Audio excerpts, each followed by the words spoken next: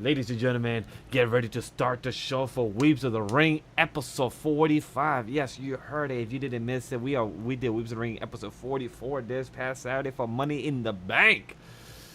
But tonight, pack show, 3-hour show. It happened. It had Rhea Ripley. Mommy is back. We had the Dominic Mysterio finally getting a win over Daddy Mysterio.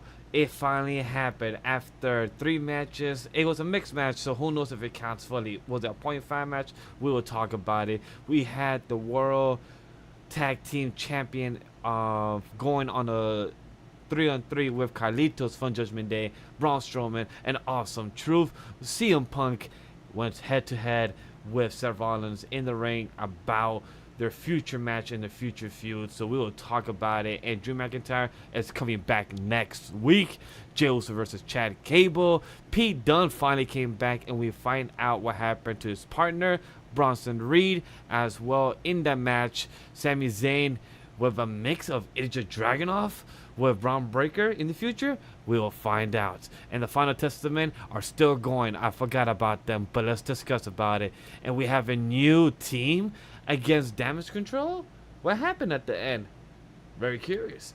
So if you're curious to talk about it as well, and if you're new to us, don't forget to subscribe, hit the like, and comment below your thoughts about the stream, because we are about to get fucking into it.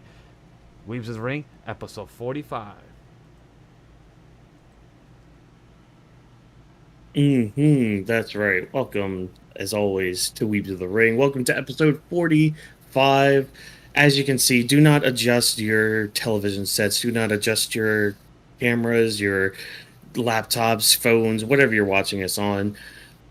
It is me, Whawkins. It is your world champion. Don't fret. Don't worry. The hair will grow back eventually. It will return. But welcome, everybody. We're here after Monday Night Raw for a pretty decent show, overall. But, hopefully everybody who usually checks us out and is normally in our streams, welcome as always. I see Dino Man, you're in the chat right now. Don't worry. We'll make sure we end this before you go extinct, like I told you. But if you're new here, let me just tell you right now, we've got some anime in our souls. We've got some thoughts of wrestling and out of control. And we are a trio of weebs who love the entertainment of professional wrestling. So allow us to be the voices inside of your head as we go through the wrestling event of the evening, give our thoughts and predictions on what's to come, and provide an experience inclusive to all nerds out there. So grab your steel chair, yell at the table, and get put through an experience like none other. Brought to you, of course, by Anime Wii Studio. This is the Weebs of the Ring podcast. And like I told you guys, I am, of course, Whawkins here, one of your lovely, lovely hosts. And up to my top right, we have the legend himself. Go ahead, Vash. Talk to the chat. Let them know how you doing. Well, like Whawkins said, I am the visionary legendary Vash, as you heard in the beginning, to the Stampede, the rundown, the quickness of the show itself. And like it is, it's a pleasure to always be here and tell you the future of what's to come for SummerSlam and the battles. Because, hey, I love how we were right from last week. We should have cashed in for Money in the Bank. We should have put in some bets. We were 100% right.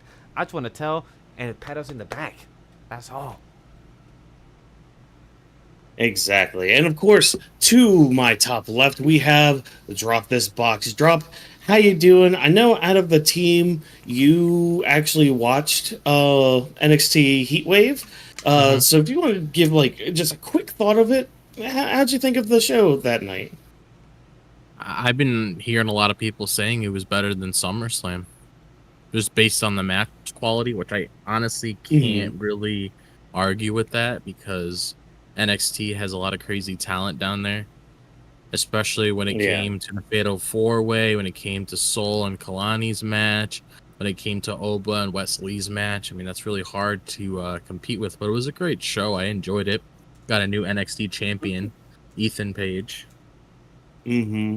Little tease of Joe Hendry from what I saw and heard. Yes, the last ending teaser, and it also happened tonight for the NXT promo for tomorrow.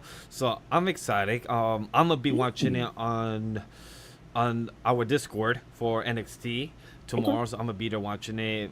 If I'm gonna be streaming as a sidecast, who knows? Haven't decided that. So All right, good. Yeah, because I saw a couple clips going around, but I haven't gotten a chance to actually sit down and watch. But The I know only you were clip like, The only yeah. clip I want to give a shout out I saw was when Obafemi threw Wesley in the air, and Oh my dude yeah. did like a spinner in the air, like spin like good 5 times until he fell down.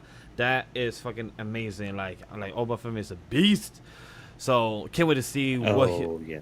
what the future holds. And he did say that he would love to fight Gunther and somebody else in a recent podcast or interview he did that I saw like on the timeline. So it's dope that he has some type of future matches in the future that he would like to tackle.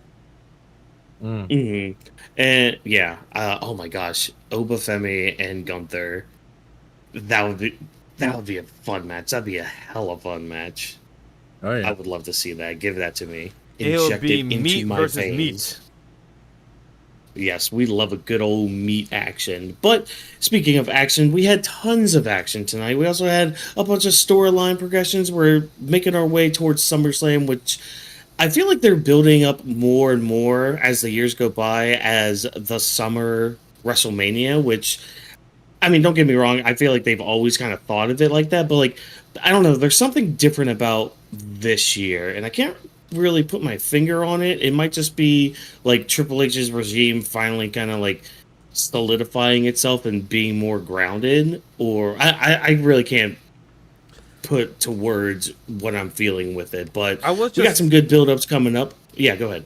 I was just gonna add to that, like the build-up of so far, like after WrestleMania, it's been a slow build of writing and pacing. They're trying to find their foot of how to tell these characters on screen and really balance it. And I feel like after Backlash and after Clash at the Castle, they have been succeeding with the 3-hour show in a much better pacing with the characters they have on screen, and plus building on ones that haven't had time yet, and slowly getting them each hour feels like a nice stock of story of a chapter to the next one, and it feels very well paced compared to this one. This Mhm. 3 hour, I feel like it flew by. I was very impressed, and from start to finish, I was very happy how they started CM Punk and they were Rhea throughout each hour, with the Judgment Day being part of it, and then we lead it up to the women division being involved. So I really just want to give a shout out to this episode, because to me, this episode so far has been the best written and pacing so far out of the past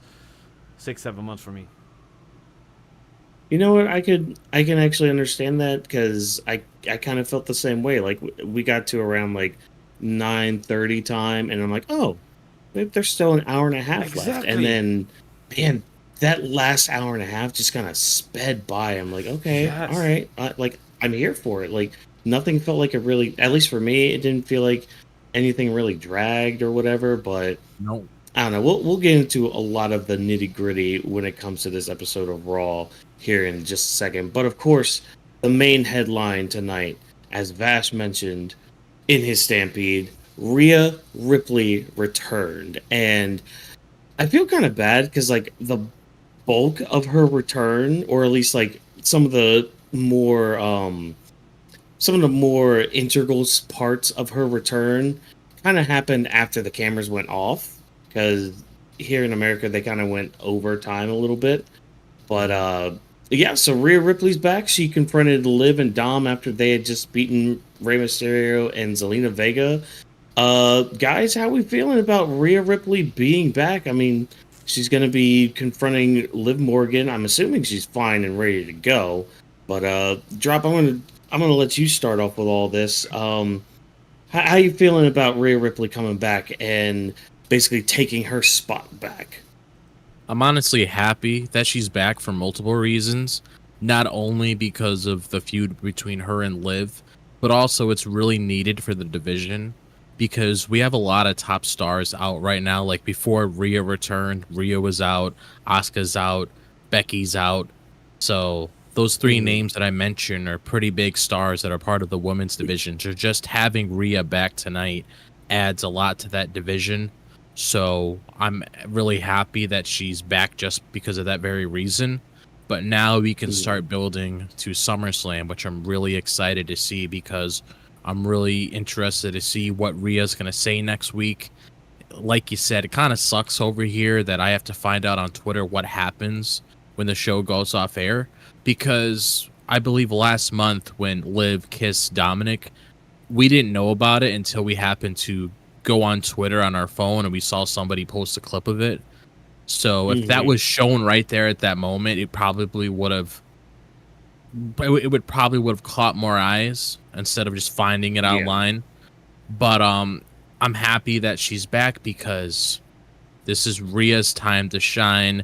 I'm pretty sure she's going to be a baby face in this feud with Liv. I mean, it only makes sense. Why would Rhea go back to how she was before? So more than likely she's just going to be that baby face, and it's going to be organic, kind of like how it was with LA Knight and other people. It's going to be organic reaction. I mean, you saw the pop that she got when she returned. Nobody's going to boo her. Everybody loves Rhea. Rhea is insanely over. I'd even say that she's probably more over than Becky right now, because I think I recall even at Mania, people were actually cheering Rhea more than Becky. And it's just the way that I'm looking at it, because when it comes I see what you're saying with that. Yeah, because when it comes to these newer stars and people start having more eyes on them, sometimes it shifts gears and they start paying attention more to them than the other ones. Because with Becky, everybody's always going to love Becky, but since Rhea is pretty much like the main character in the women's division, I'd probably say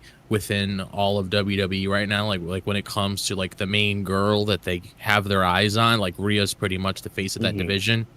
Just like how, Cody's the top guy when it comes to all the men right now, besides Roman being there, because obviously that's going to change when he comes back. But Rhea being there, it's going to be really exciting. And I definitely feel like we're going to be getting more than one match between her and Liv. I don't think it all ends at SummerSlam, especially with Bad Blood being announced for October, right? Yes, October 5th. October. Yeah, so it only makes sense. I mean, Bad Blood, see all the shit those two done to each other. Why not have a match there? Yes. So it's going to be very interesting. I just want honestly, to say like it would. That Liv is for sure happy. This is a person that this is a picture after they caught of her smiling going backstage. Oh, after she ran? Yeah. Yo. There's a picture of her that's so good. backstage. What's the top one? The top one is shows her back. I don't need to show that part for the stream. Oh, I was wondering what that was. I don't know if it was like Dom or something there with her. I need to show it for the stream. Okay. No. But for Liv, for her to smile like that in running away from Rhea, it showed that she planned this. We still don't know who's the mastermind. There's still pieces that we need to find out how this all connected from Finn and JD from the car back weeks ago. I also saw a clip that I was unaware about, that Finn and AJ Styles and Liv had a team up like 2-3 years ago. I wasn't aware about that, so I saw a clip about that online. So people are starting to say that did all this stem from a Liv and Finn, teaming up their ideas from even back 2-3 years ago. So I'm like, if they can actually do this very well written, Triple H can actually mean what he says all the time, like long-term booking. Because just saying, chat, I'm going to be saying that a lot tonight, because a lot of y'all are pissing me off about a couple things for tonight. So I'm going to be saying that about long-term booking very well. I didn't really see anything online. I mean, I really wasn't online that much when the show was on. So, it was about like other stuff. Tonight? I'll say about stuff much later. But for Rhea's return, I love it because as you saw, Liv smile. She was prepared for this. She ran away, and like Drop said, we'll be having more than one match. It's well deserved. These girls will cook when it comes to a match in the feud and what they could assume for the Bad Blood. So I hope it leads up to that, and if anything, stretch out for 2 out of 3 matches in the future, I have no problem. Lastly, when it comes to Rhea return, I can't wait to see what happens next week. Like, this is like a soap opera of 2 couples that we just love to see as toxic, but we just want to see how it turns out more for Rhea to win in this. Dom, like, you fuck up. That's simple. Like, you have fun. Yeah, not only him, but it's going to be interesting to see, like, what happens between everybody else and the Judgment Day as well, because you got to keep in mind that they welcomed Liv inside of their clubhouse. So it's not just Don that's going to be getting a lot of shit from Rhea. Everybody else in Judgment Day are also going to be getting a lot of shit as well. And then she's probably also going to question why Carlitos there to begin with. Yep. So there's just a lot of... Just look at how they caught Dom getting, his pre-match stretches in. Like, it wasn't like an immediate, what the fuck are you doing in here? It, like, even Priest coming in there, like, he started smiling a lot. It's just like, wait, aren't you supposed to be like the dad of everybody right now? Yeah. Like, aren't you supposed to be? Yeah. It's like, but like, I get Priest. It's because he's like, at this point, I'm gonna just have fun. In a way, like, yeah. He's like, yo, at this point, I've been telling you to get rid of this chick. I've been telling you to stop doing it and messing around. Like, us as boys and us as kids back 10-something years ago, plus, we have been in positions where we don't listen to our parents, and then by point Z, our parents were like, all right, cool, you fuck up, you deal with the problem. With Damien, I get it, because he's like, I try to help so many times. You look, guys, look at the more stupid shit Dom is doing. And, like, he just wanted to add more type of witness into the shenanigans that Dom is doing. Another thing to add in there as well is with Damien, he might think that he's trying to manage everything and having it under control. But one of the things Rhea said before she left was to make sure that everything was in order. And ever since she left, everything is just out of control. And you see everything that's currently going on in Judgment Day right now. So it's not like he's going to be innocent the entire time, because she's probably gonna confront him about everything that's going on. And I also kind of feel like Priest knew who was coming tonight, so maybe that's kind of why gave that look to Dom when he saw him earlier, because he already know he was gonna get his ass eaten up later. Oh hell yeah! Well, the first thing that he answered the phone, usually in live TV, as many people may not know, you're not supposed to answer an actual phone call on live TV unless it's part of the prop or part of the script. With Damien, he did. I just answered the phone like, hey, and he said, where are you? So for you to answer the phone on screen, that must mean that we're about to see a character that we have not seen in a while. And that has happened before in pro wrestling. And then once Damien told the guys, like, hey, I have something to tell you, but then when Finn came and brought it up, they're like, you know, I'm going to keep it to myself, and I'm going to let it be a surprise, because Dom is going to get the worst end of it in the stick. And it did. It happened. Damien wanted to see this downfall. So I'm really curious to see how is this dynamic of the Terror Twins that are on screen of Damien and Rhea will be now, that even though Damien brought her here, but also brought the end of it between Dom and Liv, but then now Dom is trying to ask for forgiveness. And Rhea stand on business. She said, nah, boy, I don't want nothing to do with you. You are drama, so I love that. So, because it's interesting, because like when you look at Damien Priest's leadership skill or like leadership ability, he's taking more of a hands-off approach with everything, as we've seen just within the past few months. And it's like, on one hand, that could be really good as a leadership. Like, it could be.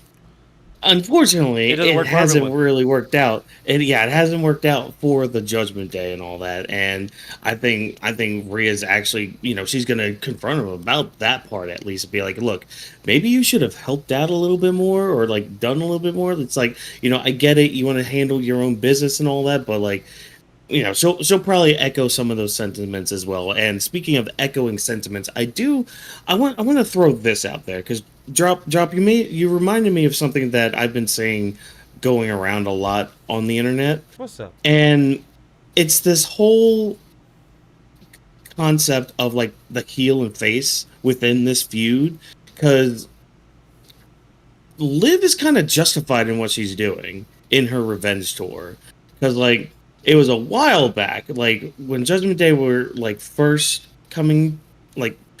building into themselves and all that. Rhea injured Liv Morgan. Yep. She injured her shoulder, and she was out for a while.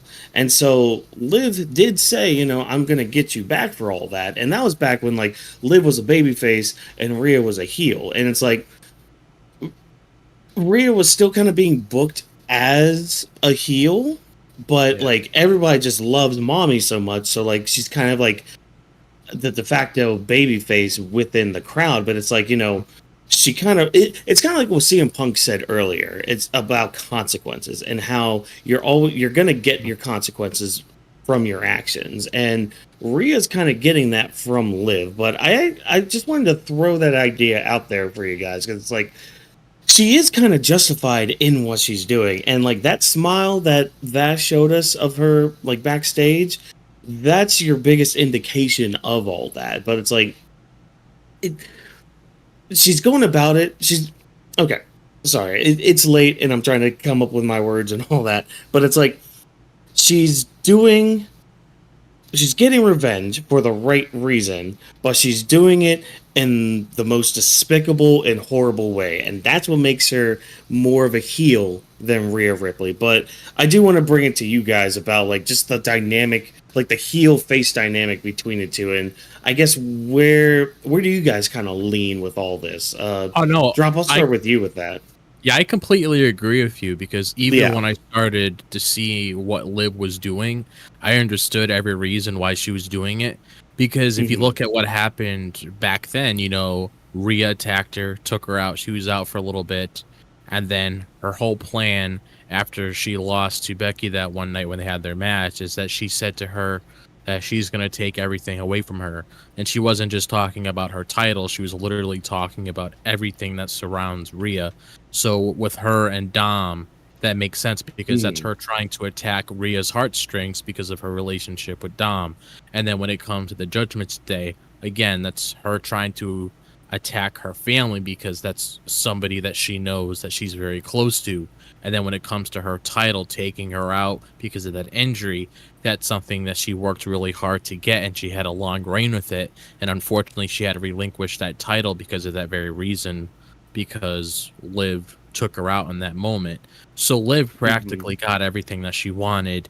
And even what I saw tonight, when Dom finally folded to Liv in the ring, and we saw that, and I did recently see that video because I was scrolling through Twitter as you guys were talking, when she was behind the curtain and smiling. So I saw the little clip of it instead of the picture, and it pretty much shows that she knew everything that was going on. Because I think it's clear as day she does not want to have a thing with Dom. I mean, it's kind of obvious, because I've seen this before in like movies. Yeah, it's like I've seen this before in like movies and TV shows, or even video games that I played, even cartoons that I used to watch as a kid, where they did these things, or they were trying to get inside of the person's head, and then when the time is right, they ended up striking. And that's what Liv's doing. She probably has like a whole checklist where she's just crossing everything off so everything could be in order with her plan. And I wouldn't be surprised if Finn has something to do with it, because Finn's also a big part of this story.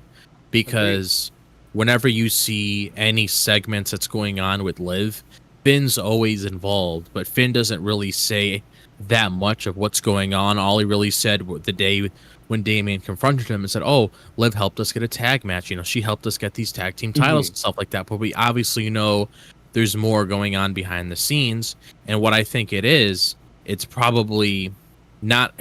Honestly, the way that I'm starting to look at it now that I'm starting to piece the puzzles together, pieces of the puzzles together, it's almost like Liv's getting her revenge on Rhea, and then Finn's getting his revenge on Damian. That's what I feel like it's going to be, where maybe Liv's also trying to work with Finn to take everything away from Damian as well, because like you noticed, especially what we saw the other night in Money in the Bank, Finn's honestly not really that fond of Damian Priest because of his actions, and even when he came out and said that he's changed ever since he's won that title, and just the history that those two have already when it came to when he originally had the briefcase and he screwed over Finn multiple times when he had his title shots against Seth Rollins around that time.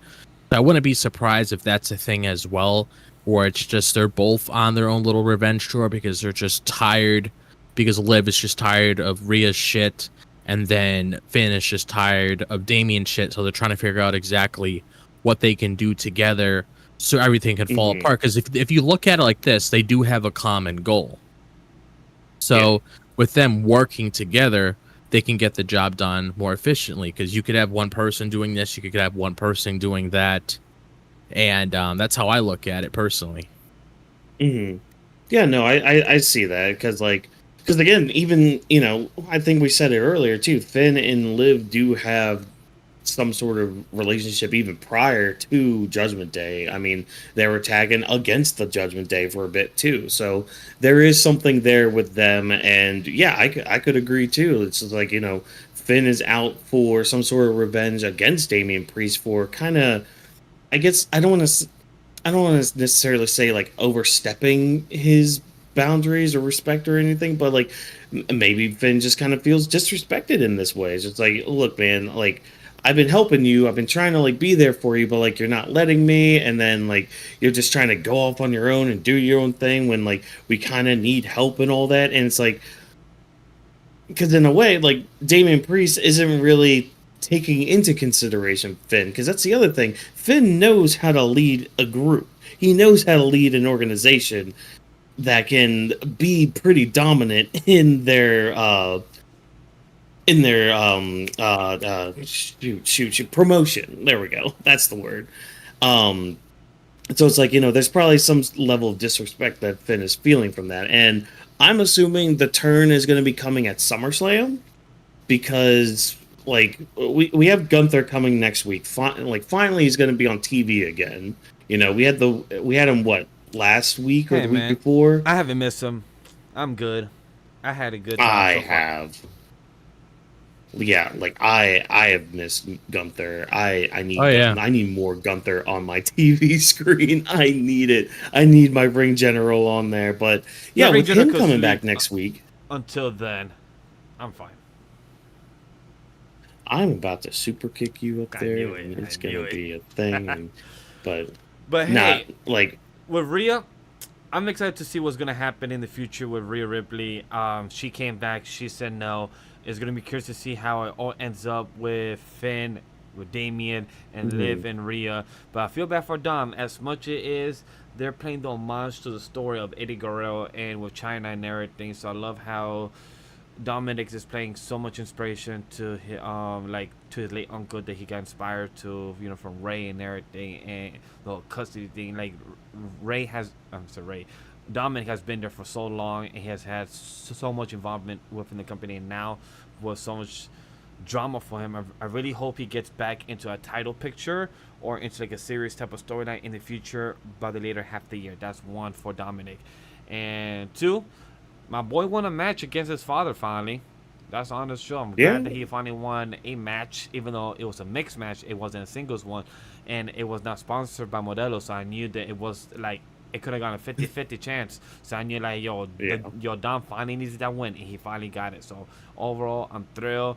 The match overall was quick and done. I feel like it finally had a picture-to-picture. We will talk about that in a bit. But Zelina, you was great. You show out. The crowd love you, and I'm glad that you're getting your TV time and your matches, even though it's being kind of repetitive with the LWO and mixed up with Ray. Hopefully you get like your own solo run in the future. But that is my overall thoughts about the match as well, and about Rhea Ripley. Mommy's coming back. I mean, it's back. Look, all I'm gonna say is it should have been me. It's Dom. It should have been me. Fuck Dom. Piece of shit. Little caterpillar lip. Anyways, yeah, so like the match itself was fine, with Ray and Zelina against Liv and Dom.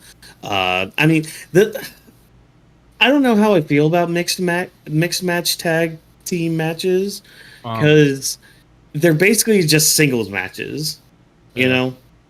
Like the men can't really do anything to the women, and the women, I mean, they can do whatever they want and can to the men. So it's like, in a way, it's kind of like two handicap matches going on, Yeah. If I'm being perfectly honest, I did not care about this match because I already knew what was happening towards the end. That's why I give my overall thoughts, because I don't have any details of things that they did anti-cool. Like the only thing that was cool was the 619 that Dom held, and then Zelina came down under and did a quick sweep of the 619. Other than that, that's the only thing that really stood out for me out of this match. Yeah. Yeah, the only thing that stood out for me, honestly, is Dom finally getting a win over his father, which it honestly should have happened in the last Yeah. match they had. I don't know why. I mean, honestly, like when they had that match They at probably had to set up WrestleMania. for this. Like they probably had to set up a win and use something for him to be at the end. Like that's probably why they couldn't do it last week. Is my assumption. Oh no, I'm talking about their first match. Like, Just in Ah. general, yeah. yeah, like I feel like their first match in general should have been Ray putting over his son. I really don't know why Ray had to win that match because Oh yeah. at this point He was in Ray's sponsored. career, yeah. But it's like a it- contract. Who knows? But it's like yeah, the only parts that really stood out for me in this match was Dom finally getting a win over his father because it was definitely needed. I mean, that's something that he's always wanted to do, so now he's finally done it. And then Rhea coming back, because as soon as I saw this match announced, it already planted seeds in my head. I was like, okay, you're gonna have Rhea. I mean, you're gonna have Liv and Dom win. Dom's gonna be happy. He finally got a win over his father. He's gonna celebrate with Liv. Something's gonna happen, like we saw towards the end, and that's when Rhea comes out to confront him. That's all it was building up to, which I'm excited because that's your SummerSlam match right there. Liv versus Rhea for the women's world title. And I'm honestly not 100% sure if Rhea's going to win it right off the bat right there. I mean, I don't think so either. Yeah. I hope not. I hope not. Yeah. Some screwy thing could probably happen, and I kind of agree with you too. What you said earlier, like I could see them having like a couple matches going on, probably going towards Bad Blood. Like this could be like if we get multiple Hell in a Cell matches at Bad Blood, this could probably be one of them. If not, maybe like a last woman standing match. Yeah, I wouldn't mind. Like, so it has to have some sort. Like, it doesn't necessarily need to be a Hell in a Cell match, but at least add a stipulation. Yeah. And that's something that I want WWE just to push in general is to add more stipulations to matches because I get it. Yeah. We have our typical singles matches every so often, but you gotta throw a stipulation in there every so often because it adds more stakes. It adds stakes to the match. Because now you got to be cautious of what you're doing, and because then you're gonna end up getting disqualified. But well, just somebody did tonight. Yeah, he got impatient. Well, look, when you're contractually obligated to do the Three Amigos to get cheap heat on Rey Mysterio, you're kind of probably gonna win. You're probably gonna win. Let's be honest. But down. Yeah, I mean, I kind of agree with you guys. Like the match itself, I mean, it was fine. I love seeing Zelina Vega's growth as a performer. She's been every time she gets in the ring, she seems to get better and better. So I'm excited. I'm happy for my twin, as always. And in case you guys didn't know, we do share the same birthday and same birth year. So there's that.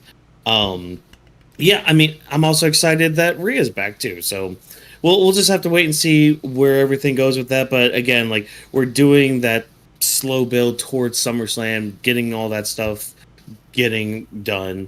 But that's not all that the Judgment Day had tonight because JD, Finn Balor, and Carlito had to face off against Braun Strowman and the Awesome Truth and Miz's horrible way of trying to introduce themselves as they go to the ring. I'm sorry, I hate it. I despise the Miz when he's like, "What's up?" I'm like, dude, stop.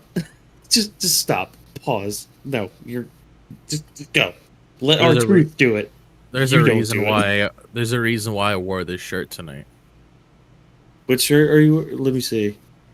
Oh, me? I wore my shirt because of my boy. Mainly because that match put me to sleep. I didn't care for it. I'm sorry. Yeah, no. I mean, a couple cool things from it. Like, I mean,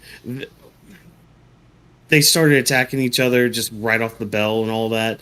But as soon as Braun just kind of started chasing JD out of the arena, I was like, okay, I know how this match is going to end. And it did, with Finn Balor taking charge. See, like this, okay, the one thing that this match did is it proves that Finn Balor, when he is given the opportunity to lead and to, like, just be awesome and be like the Finn Balor I know he can be. He can pull off a victory like this. He can pull off stuff like this, you know. And it's like this is what he needs. This is Finn Balor, and like this is the Finn Balor that like needs to be built back up in order to face off against Damian Priest and like actually confront Damian and be like, look, man. You're thinking you're a leader. You think you are, but like you're really not. Like you're just a lone wolf type who was thrust into a leadership role. And yeah, I've been in plenty of groups, you know, in my time in like high school and like middle school and college and all that, where like people have been thrown into a leadership position like that, and they just kind of petered out. They just kind of were a wet blanket as a leader. And it's just like, well, I get what you're trying to do. Like, again, like I said earlier, like I get the whole laissez-faire kind of aspect of your leadership, but maybe be a little more hands-on. Maybe do a little bit more for your boys and all that. But I mean, I had a couple notes from this match. I mean, just some odd things. Like, I don't know. To me, and you guys might get this too, it's so odd for The Miz to be paying homage to John Cena by doing his moves. Like, I'm sorry, it took me out. I'm like, The Miz doing an AA. Okay, fine, whatever. Look, cool, neat. I think The Miz has grown from his hatred with John Cena, or dislikeness. I don't like to use that word hatred. I meant to say dislikeness of John Cena back in the day. They had a real feud, fake feud, things going on mixed between in the past. And like John Cena said, he's retiring. So for me, it fits with this weird story of R-Truth and his childhood hero. So it all works out. But I'm glad that because you're not the only one that feels that way. Our boy Dinoman said that this match was dumb and hopes that Finn gets better booking. And Dinoman, you are not wrong, because I feel the same. We wish, I wish, because I didn't get to meet the prince or the demon of Finn Balor, those other personalities of Finn. I see versions that the last one we saw of IIja versus the demon Finn back last year at WrestleMania. But to see now Finn, I'm glad he has a belt. I'm glad he has the gold. But I want him to be the person that people like Whawkins, like Drop, and other people in the timeline talk the greatness of Finn. I see the potential. I see the greatness of the leader. But I want to see the full grand potential of him on screen. And I hope we get that in the later weeks and months once we get to the story of Damian and things, you know, fall apart. Because I love to see more. And about this match, to be honest, I don't have much notes either, because nothing, it was a bad match, but it's a match that has been repetitive, and I feel like Triple H or the writers or creators doesn't know what to do with Braun Strowman as a person right now when it comes to his character. So they like to put him in a mixed match of 3 versus 3, or have him mixed with people that we don't expect. Like last year, it was Ricochet and Braun Strowman. So it's like, okay, this match happened. Cool. They had some great moments. We had R-Truth with Braun Strowman trying to take down other people outside the ring. I'm like, okay, so that happened. But the match entertaining? Yes.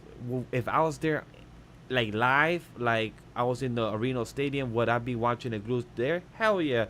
But me on screen is like, I can watch this another day. I'm good. I watch it. It happened.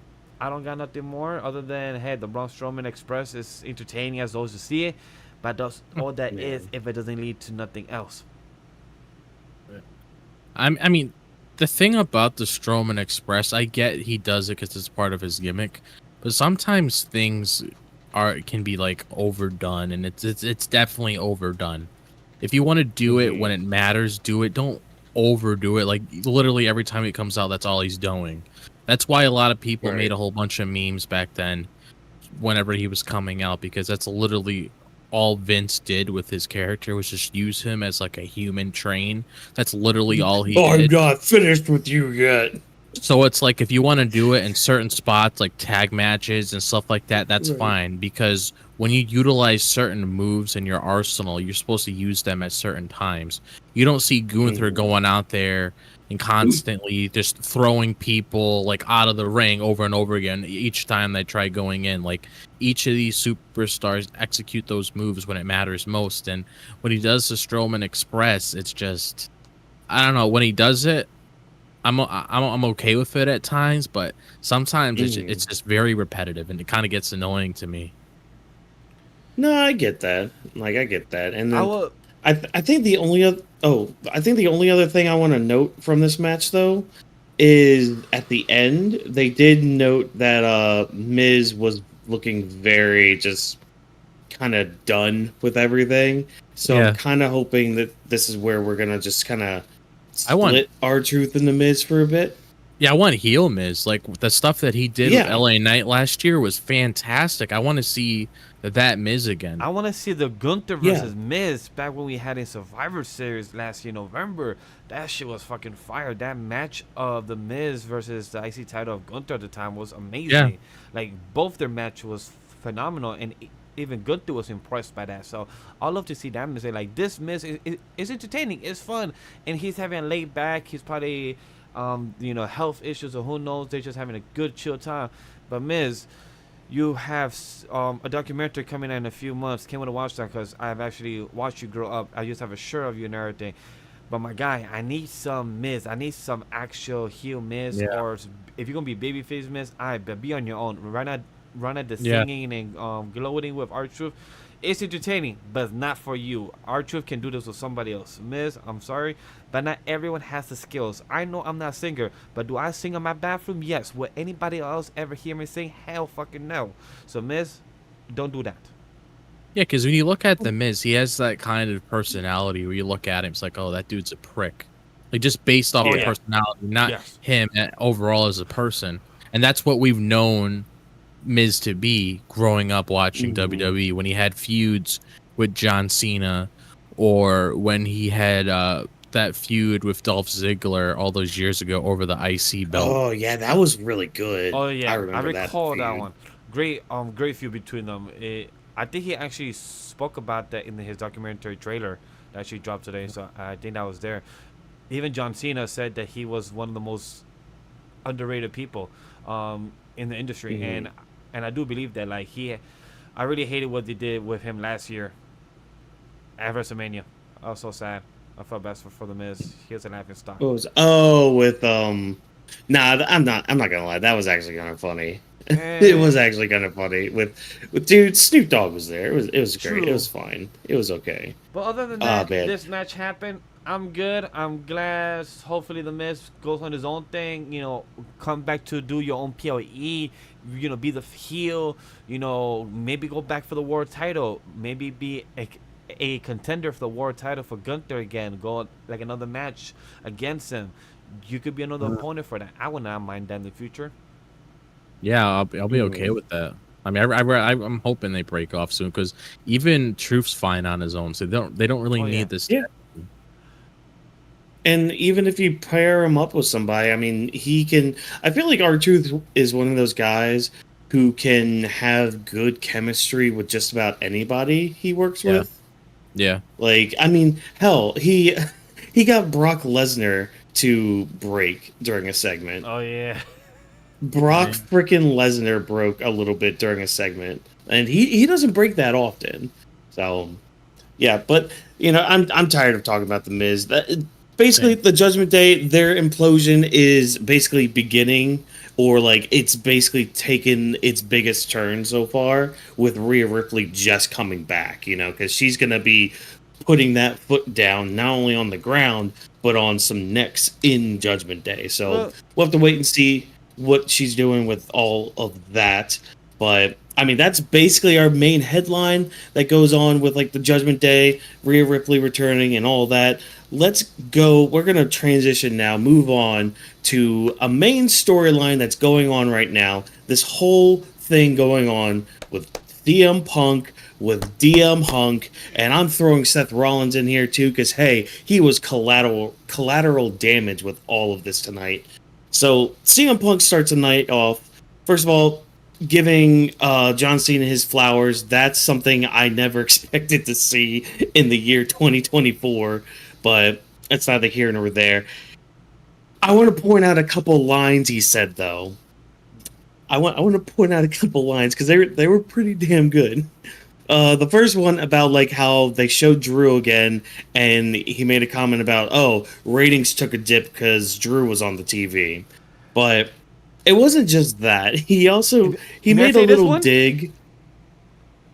You know what? Go ahead. He said, "There's people on this side of the camera." He said that there's people actually on the other side of the camera that fills up the seats, guys.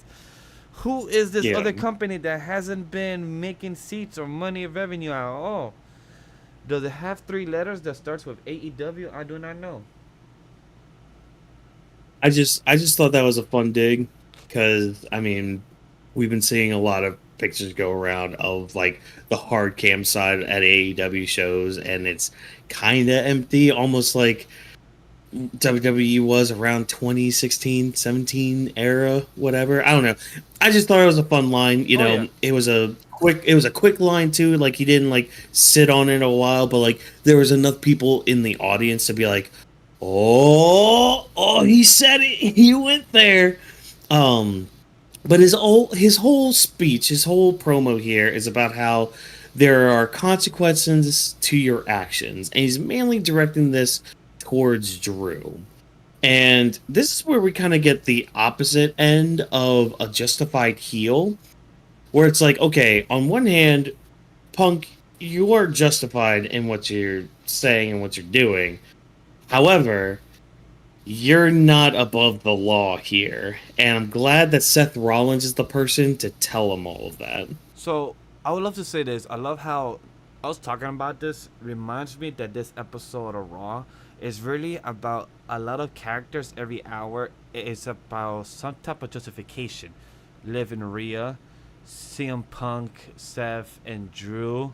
And then we had Chad Gable being justified for his IC title, him going crazy to his family. Each character, they believe they are justified to their own perspective.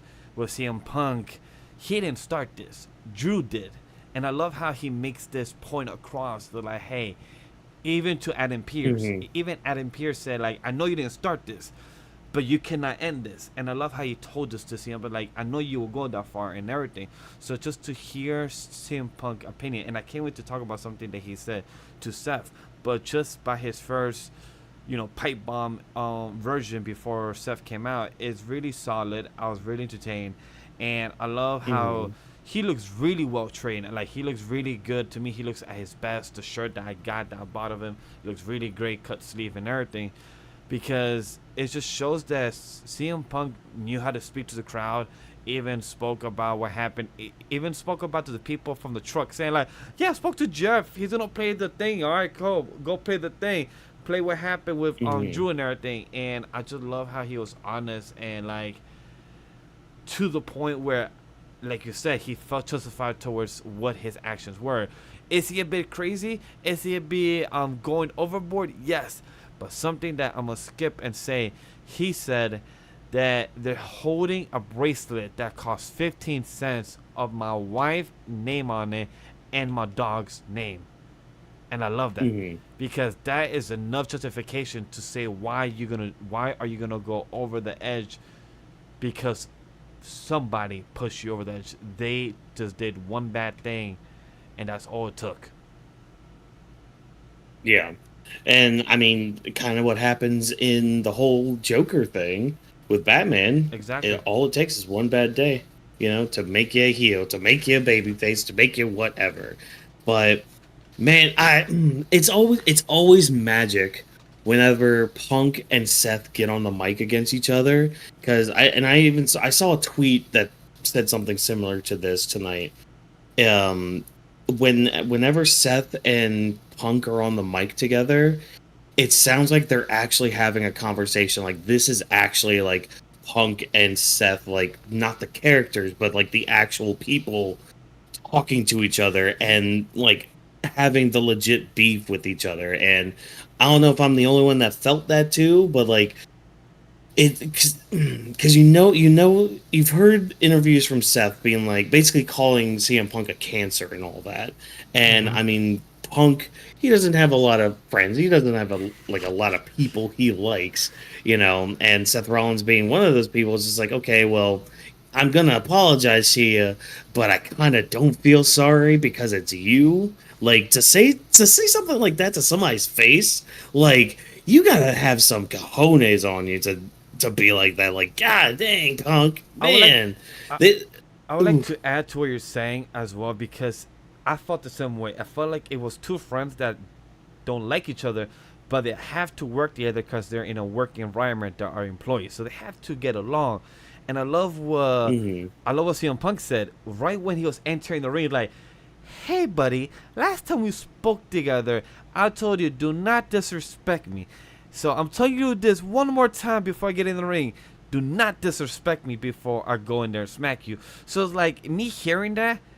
I have told this to friends and acquaintances in very few times in my life, but I've had that same tone, like, hey, I'm gonna say this to you respectfully before I go and give you the hands myself. So I love how CM Punk said that, because it's like, hey, we could start the beef right now, but let's just be civil. I love that. Right. Drop, I want to hear what you think. Before you get on there, Drop, real quick, because like there's also like a level of disrespect too that Punk had, where because like when Seth was making his entrance, he's just on commentary talking to Michael Cole, being like, "What's this guy doing? Why is he taking so freaking long?" It's like, so it's like he's really just apologizing just to kind of save face, but he's kind of just being a dick about it. But I'm sorry, go ahead, Drop. So let Talk to us. How you feeling about this whole promo segment? Like how we're kind of starting the gears turning for Seth Rollins versus CM Punk. Oh yeah, that's definitely gonna be your feud. Like once Punk and Drew are all settled, you're gonna start getting right into that one right away. So I'm happy that they're planting seeds for that again, because that was originally supposed to be the WrestleMania match that we were supposed to get this year. It was supposed to be CM Punk versus Seth Rollins, and I was really looking forward to seeing the promo work between the both of them and pulling personal things that they said towards each other, because one of the best things when it comes to feuds like this, like I mentioned about Punk and McIntyre before, is when you have these feuds where they feel personal, they're very entertaining. And I love the whole feel of Punk and Drew's feud and Punk and Seth's feud, because it definitely feels legit at times just because of how they're acting in the ring. And one of the things that like Vash said, when it comes to people that you may not like but you have to work with, I actually like that they can put their personal issues to the side and they can actually work alongside each other in the ring, because Punk wanted to do that in AEW. Unfortunately, things didn't work out in that manner, because I'm pretty sure Punk with FTR and the Young Bucks and Kenny Omega probably would have been one hell of a match if they actually did cooperate with one another. Yeah, a solid match, man. Shit. I don't know about solid. It probably would have been one of AEW's best matches, just because of the amount of, if you knew what happened around that time, especially with the story and stuff like that. Like when you add stuff that makes it feel real, sometimes stuff like that ends up being a lot better than what they usually present to us on the table. And that's why that's why I really like this whole interaction between Seth Rollins and CM Punk, because it almost feels like they're just being real with one another. Because I don't know if you guys noticed, but Seth Rollins has like a different tone whenever he's talking to CM Punk compared to other people that he's talking to in the ring. Like it almost feels like in a way that the things that he said was a shoot, because sometimes these wrestlers do shoot when they're in the ring. Sometimes they do express themselves in a certain way, where if they want to get something off their chest, they do it. And you definitely could tell that Seth was shooting within this promo itself, especially with the things that he was saying about Punk, like how everything's not about you, because in some people's eyes, people may think that CM Punk thinks all about himself. He wants to be the center of attention all the time, and Seth's always been the guy to just call out Punk and all of his bullshit. So you can definitely tell that that's something that Seth wanted to get off his chest for quite some time, because I still remember the initial reaction when CM Punk came back the very first time. There's a bunch of F-bombs. He was flipping them off. And oh yeah, I just love how we're getting into gear with that. That's why I like how Triple H books stuff, because even though we have an ongoing feud between Drew and Punk, and I really just hope it stays that way for SummerSlam. I don't really want there to be a triple threat with this, because the story does not call for a triple threat. It would be a waste. I'm sorry, because you need to have Drew and Seth. You need to have Drew and Punk get that dealt with. Because that's just like how I mentioned before with Liv and Rhea. That's another match I could see having more than one. Like, I honestly expect them to at least have 3 matches. You get that 1-1, and then you get that rubber match where you get the winner out of it. But or you pull a Cody Rhodes and just clean sweep.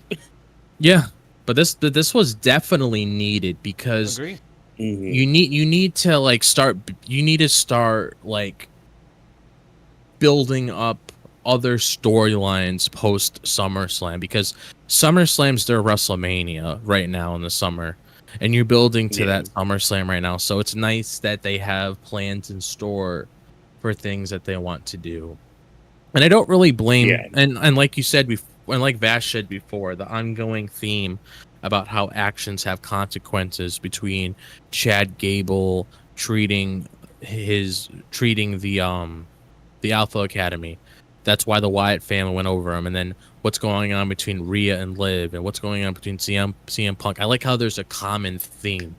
And some people might actually not take the time to actually look at that and understand what's going on, because if I'm going to compare this to something, when it comes to Battle Shonen, because I happen to be a big fan of Battle Shonen. I love reading Battle Shonen manga. Some people only like reading it because of the flashy fights. And you know what I call people like that? I call them meatheads. So some people might just look at stuff happening in Raw and be like, "Oh my god, let's see all these matches. Let's see who does all these crazy stunts." But then there's other people that look more into it. They're like, "Okay, I can understand what the author's doing here. I can understand the narrative a lot better, the whole themes that's being presented to us." And that's what we do on the show. So if you ever want to get stuff like this, people that are watching, that's what you'll get here, where we actually take the time and actually break down what's going on between these shows. Because the things that these people say in promos, they add multiple layers of things that we see later on. And it's good that we bring that up so we can inform people, just in case some people want a little bit more insight on what's going on between these certain scenes with these storylines that's going on. I want to say another line that Seth said. "You're the dumbest smart dude ever. World doesn't evolve around you." I love how Seth be saying his one-liners, but he just likes being the asshole to CM Punk. And I'm really curious to see if we're going to stay consistent. Because right now, Seth is the babyface. CM Punk is kind of like the mix in-betweener of heel and babyface by the fans, and also with Drew's storyline. So I'm really curious to see that. Are we going to switch the roles by the end of the year within these 3 characters of Drew, Seth, and CM Punk? So I'm really curious to see how that's going to go down the road. Drew's probably going to stick a heel. Like he'll stay a heel for a bit, I think. When it comes to like Seth and Punk, when they eventually get their feud, I mean they're both going to be teetering the line of face and heel, because this feud that they'll have, it's going to be it's going to be a blood feud. Like, it's going to be intense. They're going to be, shooting from the hip in their promos and all that.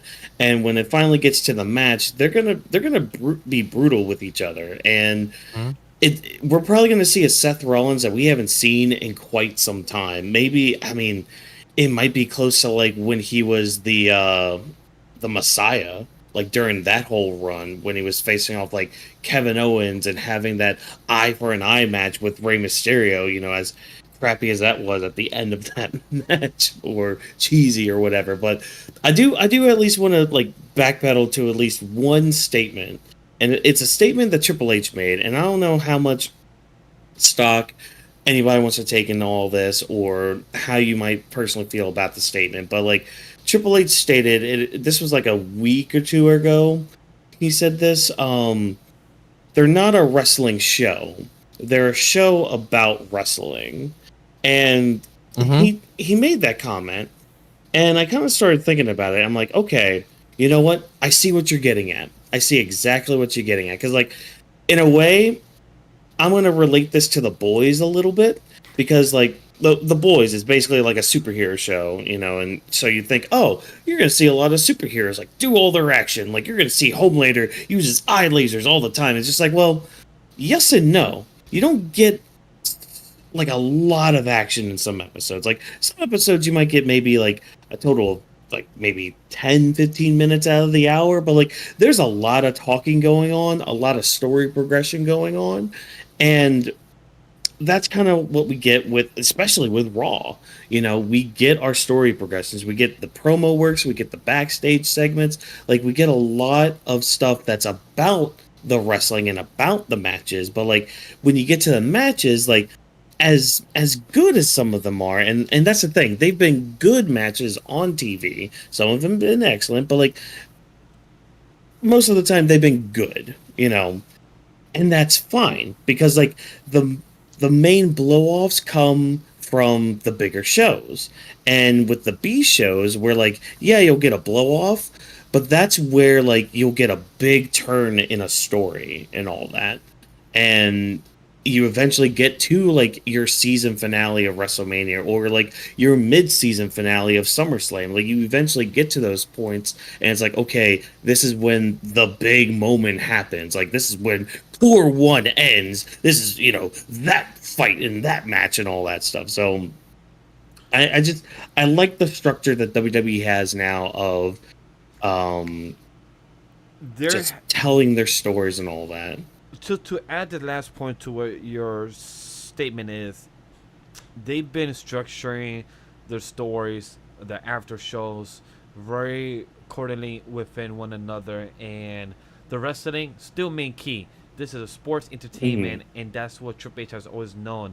That, like anybody that's watching soccer, going on right now, the tournament, you watching soccer, you feel the emotions on screen.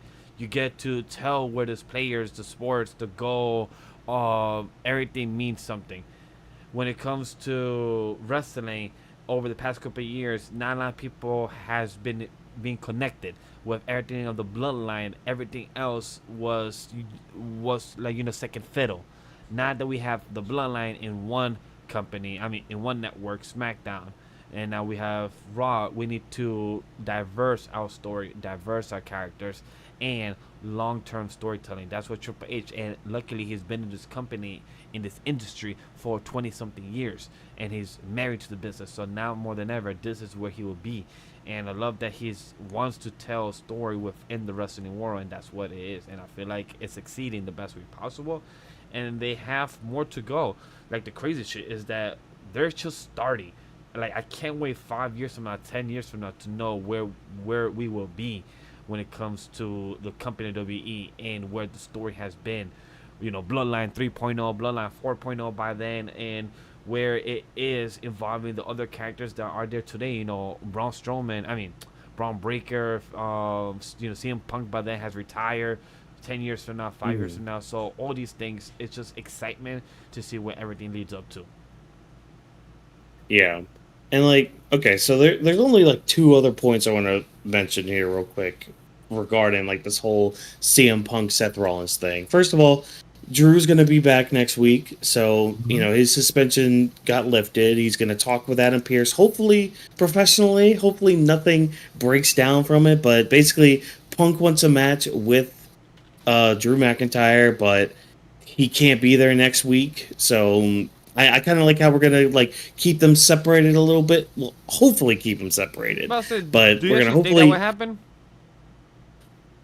I think so, because the way they're booking and writing CM Punk is that like every 2 weeks. No, it's just like he understands. Like he can be a little more level-headed. He can actually have a conversation with Pierce and be like, "Okay, fine. You know what? I get it. I understand it. You're gonna try to work with me and get me what I want. And if that means I have to stay home and just heal a little bit and pet my little pupper, then so be it." You know. The one thing, the Um, last thing I want to add was that I love how the thing you brought up earlier in the segment when our boy CM Punk, Seth was coming out, his singing, and our boy CM Punk was a bit annoyed. So he sat down with Pat and Michael Cole, and he told Pat like, "Yo, you never invite me to your show. You never get me to be on." And then he tells Michael Cole like, "Yo, why did you say my whole government name like Money in the Bank? What happened?" Like, Michael was like, "Well, man, you do something crazy. I had to ask and everything." It's like, Simple. We have known your name fail for so many times over the years, and we have heard your name fail on the actual name. Like this year, my guy, we heard your name Hall of Fame being called by Paul Heyman himself, saying, "Hey Phil, he's with my kids and everything." So come on, my guy, why are you stressing it? And to see how calm he was, I just felt like it was a nice little segment being added there. How he could just crisscross and just be ready and chilling. I just love that. yeah. Yeah. And the last little bit here is just this nice, kind of nice little moment we had with Seth and Damian Priest in the back. Seth basically being like, "Look, you kept your word to not have your boys from the back come in, so I'm gonna take my seat in the back. Have at it." And then Damian Priest taking back their little gentleman's bet. How'd you guys feel about this? Because like, to me, I'm like, okay, hold on, wait a minute. You're possibly giving Seth another shot After he beats like, Gunther, which I'm happy. yeah. Which I'm happy. My boy, Damian Priest believes that he's gonna win against Gunther. I'm on your corner. Just know right now, I'm telling it on this episode 45 Raw that I believe my boy Damian Priest will win over Gunther. I may be the only one here in this corner that believes that. I may be in the minority, but I will be there with behind El Champion. That's my prediction. Okay. Drop, did you have any thoughts about like Seth confronting Priest here? Like, and I guess just Priest going back on their little gentleman's bet. My whole thoughts on this now is, that was the point of the bet. Yeah. Like, And now Seth can. I believe it's more out of respect just to say like, no, hey, I get that. Yeah. But I'm mainly saying like, what's the point? Because the whole point of that match was for stakes to be involved. So it's kind of like you could have just had one of those things. Like, okay, don't bring your boys, and then we could just have a match with one another, and then whatever shenanigans happen within that match itself, then we get the results that we have now. But I don't know. But at the end of the day, I'm not really bothered by it because, like Vash said, it's just out of respect thing. But at the same time, I don't know if it's WWE like trying to like open the door of potentially teasing like that whole baby face Priest that a lot of people are speculating we're going to be getting down the line, because he's definitely showing a lot of qualities of that. Do I really prefer him like that? No, because last time I saw him like that, he was acting like the Incredible Hulk, where he had like all these outrages. I don't know if you remember that back then. Oh yeah. But I highly doubt he would be facing, like. Who is he facing? Well, I was gonna say he was also facing off a horde of zombies with the Miz. Oh God. Oh. But yeah, you remember that? You remember that? Yeah. Oh boy. But it's like I don't mind if he wants to go down that direction, but he just has that look of a heel to me. Because people just have that look. Where you look at theory. Yeah, you look at CM Punk, for example. That's a look of a heel. You look at Seth Rollins, for example. I still look at him as a heel, even though he could work both. He just has that look to him. John Cena, that babyface look. Cody Rhodes, that babyface look. Randy Orton, even though he plays a good face, he's always going to be known as a heel because he's always done nasty stuff like that. But that also could be them teasing like, oh, maybe Damian Priest actually has a shot at beating Gunther at SummerSlam. Exactly. Which honestly, honestly, the way I look at it is I don't know if I should mention it now since we're on the topic of Uh, them, unless it's placed somewhere else in our notes. No, I think this is the only time Who we you talk got? about Gunther and Damien. There's the only time we talk about them. That's all. So right now, Yeah. okay. So What's on your mind? What you got? So, given my thoughts on that, what I will say about this is Mhm. this is actually Priest's final test to prove his worth as being a world champion. What I mean by that is actually shutting a lot of these people up because he's been doing great ever since he won that title. Amen He's to been that. Yep. putting Oh, on yeah. he's been putting on a lot of good matches. But going up against Gunther is the ultimate test. Yep. Because we know the kind of Mhm. athlete Gunther is. Gunther is that final boss. Just like how Brock Lesnar was that final boss, Roman Reigns was that final boss, Undertaker was that final boss. All these other superstars that were just impossible to beat. That's who Gunther is. So Mhm. this is Priest's test to actually prove if he can actually get the job done or not. Because Gunther's not somebody that's going to be knocked out by one South of Heaven or any other move inside of Priest's arsenal. Like, it's going to take a lot out of Damien to put an end to Gunther. I mean, look what Sami had to do. Look what Braun had to do. Look what IIja Dragonuv Dragonuv had a match for 45 minutes with Gunther, and it took him that long in order to take him out. So this is his ultimate test. But to me, like, I'm still thinking that I'm still sticking what I said before about Gunther coming out on top. Mhm. Yeah, no, I'm in the same boat as you. Because Like, this is. I'll say that. Yeah, this is. I'll say this right here to also elaborate on that as well, because at least if Priest loses that title, we know what would go. We know the route he would go down next, and that's dealing with Finn Balor. We don't really know what else is there for Gunther after this match, if you get what I mean. So at least it's already laid out for Priest. Yeah, I mean, in a way, it's kind of like what we're thinking right now with Seth, because it's like, what does Seth do from here moving forward? Yeah, You know, because like he doesn't have the title, he doesn't really have anything for SummerSlam, at least not yet. Like, could he be pulling the role that CM Punk did at WrestleMania, and he sits commentary during Punk and Drew's match? Because he did make a promise, like, hey, as soon as you're healed, you're not going to be able to say Drew McIntyre's name without me breaking that arm of yours. Like, maybe he's out for blood. Maybe that's how Drew wins the first match. That's what I'm thinking. Maybe it could be. Yeah, It has to be. But- The first match has to be a DQ, for sure. I don't know about a DQ. Yeah, I can't see DQ. Especially if they're doing that on a pay-per-view, like, and a pay-per-view as big as SummerSlam, like, because that's the thing, you don't do well if you're in the Vince area, you do have like a DQ or a count out victory and all that, or winning and all that, but like I wouldn't do that at like a SummerSlam like this. No.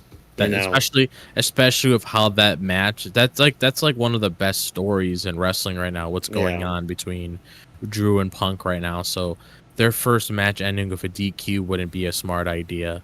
Like, it's like I said before, I expect them to have 3 matches, especially with their final match being at Bad Blood. So I expect it to be Drew gets a win, Punk gets a win, and then we get that tiebreaker match at Bad Blood. Yeah. But, you know, we have more things to talk about, more things to kind of wet our palates with. We, of course, have our mid-card stories, our awesome stories that like to pad out the show and give us even more things to talk and think about. Of course, our first match of the night was Jey Uso versus Chad Gable, which, I mean, it was a good match. You know, these guys can put on a really good match. But I will say, and I made sure to tag you immediately as soon as it happened, Vash, we got picture-in-picture tonight. Like, we got it multiple times tonight, and I was so excited for it. So let's just talk about it real quick, because I'm really curious to see, is it a picture-to-picture every hour? Because on the last hour, we had it on 2 fights. We had it on the Rey Mysterio and Dominic fight, but then we had it in the women's fight. We had it twice in 1 hour, so I'm a bit confused that is it every other hour or did pick and choose? Because it was very inconsistent, and I really hated like the excitement that I turned for Jey and Chad match, and then I heard it was a commercial break. I thought, alright, cool, I'm gonna turn around. But then when I look back at my tablet and I see a picture, like, oh wait, I could still watch the match. That's fucking legit. Let's go. So I love it. That's just seeing picture. It was purely entertaining to see that. So I love it for that. Yeah, and like I said, like the match itself was fine. I do like how Chad Gable had the rib cage bandages around his waist, because and this is just a nitpick of mine, but anymore when you have like big stipulation matches, like let's say your elimination chambers, your Hell in a Cells, even it used to be, at least back in my day, back in the day, you used to sell those injuries. You used to sell like your body still feeling the pain from being in a Hell in a Cell match, or like even in a Last Man Standing match too. And like you don't see too much of that. I mean, yeah, you get like the black medical tape or whatever it is. Like you get that and all that, but like I don't know. There's something different about seeing just that white like strip just around somebody's waist like that. And Chad Gable's still selling, because he had some rough bumps from that Money in the Bank match. Oh yeah. Like, I mean, he belly flopped. Oh, he belly flopped. Yo, I'm just mad that Jey wasn't there on top on a ladder to get a spear. I would have loved to see that, but hey, it didn't happen. Like, it would have been nice to see like a replica or like a similar move between like 20 years later or something of Edge doing that same moment with Jeff Hardy years later. I would have loved to see that. But yeah, WrestleMania 17. Yeah, I would have loved to see that, but sadly it did not happen. But overall, this fight happened. But look, I'm going to tell you, Chad, the most entertaining out of this fight was the end of it. When Jey literally looked at the camera, literally locked to the camera, literally said, yeet, out. He literally said, fuck yeah, I'm running. Yeah. He literally ran across. He's like, nope, not dealing with this. Like, he literally just spoke camera, yeet, go. I love it. It was just something that I didn't expect. And then Chad Gable just being stared by Nikki Cross. Like, just awkwardly, just standing. You know what? Shout out to the fan too, because there's a fan when Chad was going back, like he was on the ramp and all that. There's a fan that was just like, Chad, look out behind you, and Chad Gable does like this backwards roll on the ramp, trying to dodge whatever it was. Like, big shout out to that fan. Yo. Like, the dude said that, and I'm like, nah, I can't not say something about it. Come on. The thing is, the fan said that, watch out, there's somebody behind you. For a second, I thought the fan was serious. I'm like, oh, is a white person there? I thought so too. But he just kept running. I'm like, no, they weren't. The fan lied, but he also just made it more entertaining, because like it probably made everyone at home just think that we actually saw something or heard something, so it actually made it work. It just made it feel stakes. Like, okay, Chad about to fall, and then he about to run to somebody. Their feet is right there, probably a dead person. Who knows? But it did not happen. It just felt good to hear. We're getting a bit of an echo, sounds like, from at least the chat saying, hey, there's an echo in the stream, so I don't hear nothing. I'm not sure. No? Okay. Yeah, I don't hear anything. Alright, we might be good now then. So apologies, just keep chat. I appreciate for letting us know, but if you do, let us know. But other than that, this match was good. It gave a good ankle lock. And my boy Jey Uso, can you please work on your spears? Can they not seem a bit too clumsy? That's what I would like. That's my only critique from Jey. I appreciate it. Don't do them. You do not do the super kicks no more. But however, can you get a better spear or find a different special? But I get it. I guess it runs into Samoan family. You have big dudes. You have spears, sure. But can you improve on your spear, or can you improve a style for your spear? That's all I need to have my critique on that as a fan and a critic. Thank you very much. Respectfully. All right, looks like we're good now, so yeah. Oh gosh, but yeah, the match gets thrown out because, well, not thrown out. Chad Gable loses because the Wyatt Six basically interfere, and he runs away from them and all that. So cool, neat, awesome. I am gonna say Michael Cole was kind of ruining this tonight because he kept having like, oh no. Okay, yeah, I hear the echo now again. Vash, turn your head, turn your head. There you go. Now it's gone. Copy. My apologies. No, you're good. You're good. I see. I usually know when it is, but anyways, yeah, no. Michael Cole was just like, "Oh no, oh dear, I can't do this." It's like, "Oh, dude, just shut up, Dude, shut up, Michael Cole. I love you." You sound like a fucking Scooby Doo character. He did. It's like ruh-roh, Pat McAfee. It's the Wyatt Six. It's like, dude. One thing I will say about this Wyatt Six stuff, I'm loving the direction they're going with it when they're getting more depth on the whole faction and what the whole system is behind it. But my only nitpick with this is I feel like the VHS types are getting a little bit repetitive. It was good the first 2 times, but I'm hoping this isn't an ongoing thing every single week, especially when you have Bo Dallas appearing inside of Adam Pearce's office now, so at least you know he's himself. Yep. So I'm hoping we actually get something with himself, because I don't want to see, as much as I love seeing these little vignettes every week with him, I don't want to see Nikki Cross coming out for the next 4 months with a VHS tape.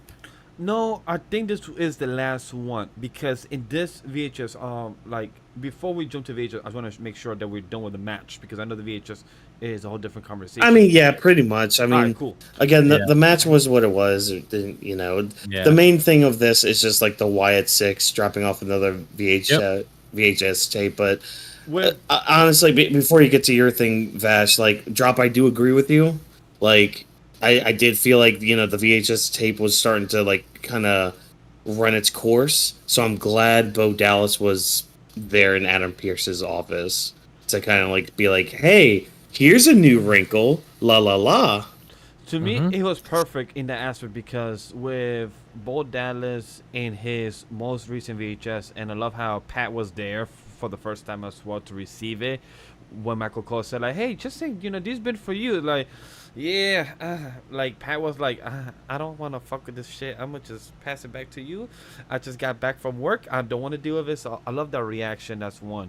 2, towards the Bo Dallas talking to Uncle Howdy, it was good, and I feel like it's the last one we're getting, because my theory is that when he said about the family, and that's all it was, that it was starting to lead that we're about to find out about the family, who's in it, and he said the people that were discarded, the people that did not want to be heard or didn't want to be found, I believe it was. I apologize if I'm paraphrasing a bit wrong, but I just love how he just gave the reason, like, people didn't want them, I wanted them, I kept them, and so it shows the appreciation of why the new Wyatt's family, built together, is because he grabbed the dark sheets, or the black sheeps, of each group that they want to be, be part of. So I really love that. And then when Chad Gable came to Adam Pearce saying, like, hey, did you see what's been going on? Like, you understand what I've been through? Like, this happened. And he's like, you know what? This is what I need, and I need a vacation. Like, he's putting these demands, but then 10 seconds later, Adam Pearce opens the door, and we just get a Uncle Howdy, a Bo Dallas, and just the turn. I love his body language, acting, his monologue, the way he smirk, and the way he just looks back, like he just looks like he has learned from his brother a lot more since his passing, and it's just him taking the upper tier in skill set, and I just can't wait to see how it unfolds throughout the next couple weeks, because just knowing he was sitting there waiting for Adam Pearce and just slowly looking back and turn, well done for me. Yeah. And I just love how Chad just continues to play the victim in all of this. Yeah. I mean, because like, yeah, in one hand, like, yeah, he is, but like, I mean, again, that it's just that running theme of your actions have consequences. Ah, man. But from one victim to another, we had this is very close. This might have been my match of the night, to be honest. This next thing, um, we have Pete Dunne versus Bronson Reed, which I thought it was really good. Like I could watch Pete Dunne have a wrestling match for hours. Not forever, but like for a few hours, I could watch him just like dissect somebody in the ring. To me, this match was But great. I love that yeah. happened, and I love how Michael Cole and them explained why his partner Tyler Bate was not here. It's because he got an injury last week at NXT, Mhm. so he'll be out for the next couple weeks. So I'm glad they explained that to us.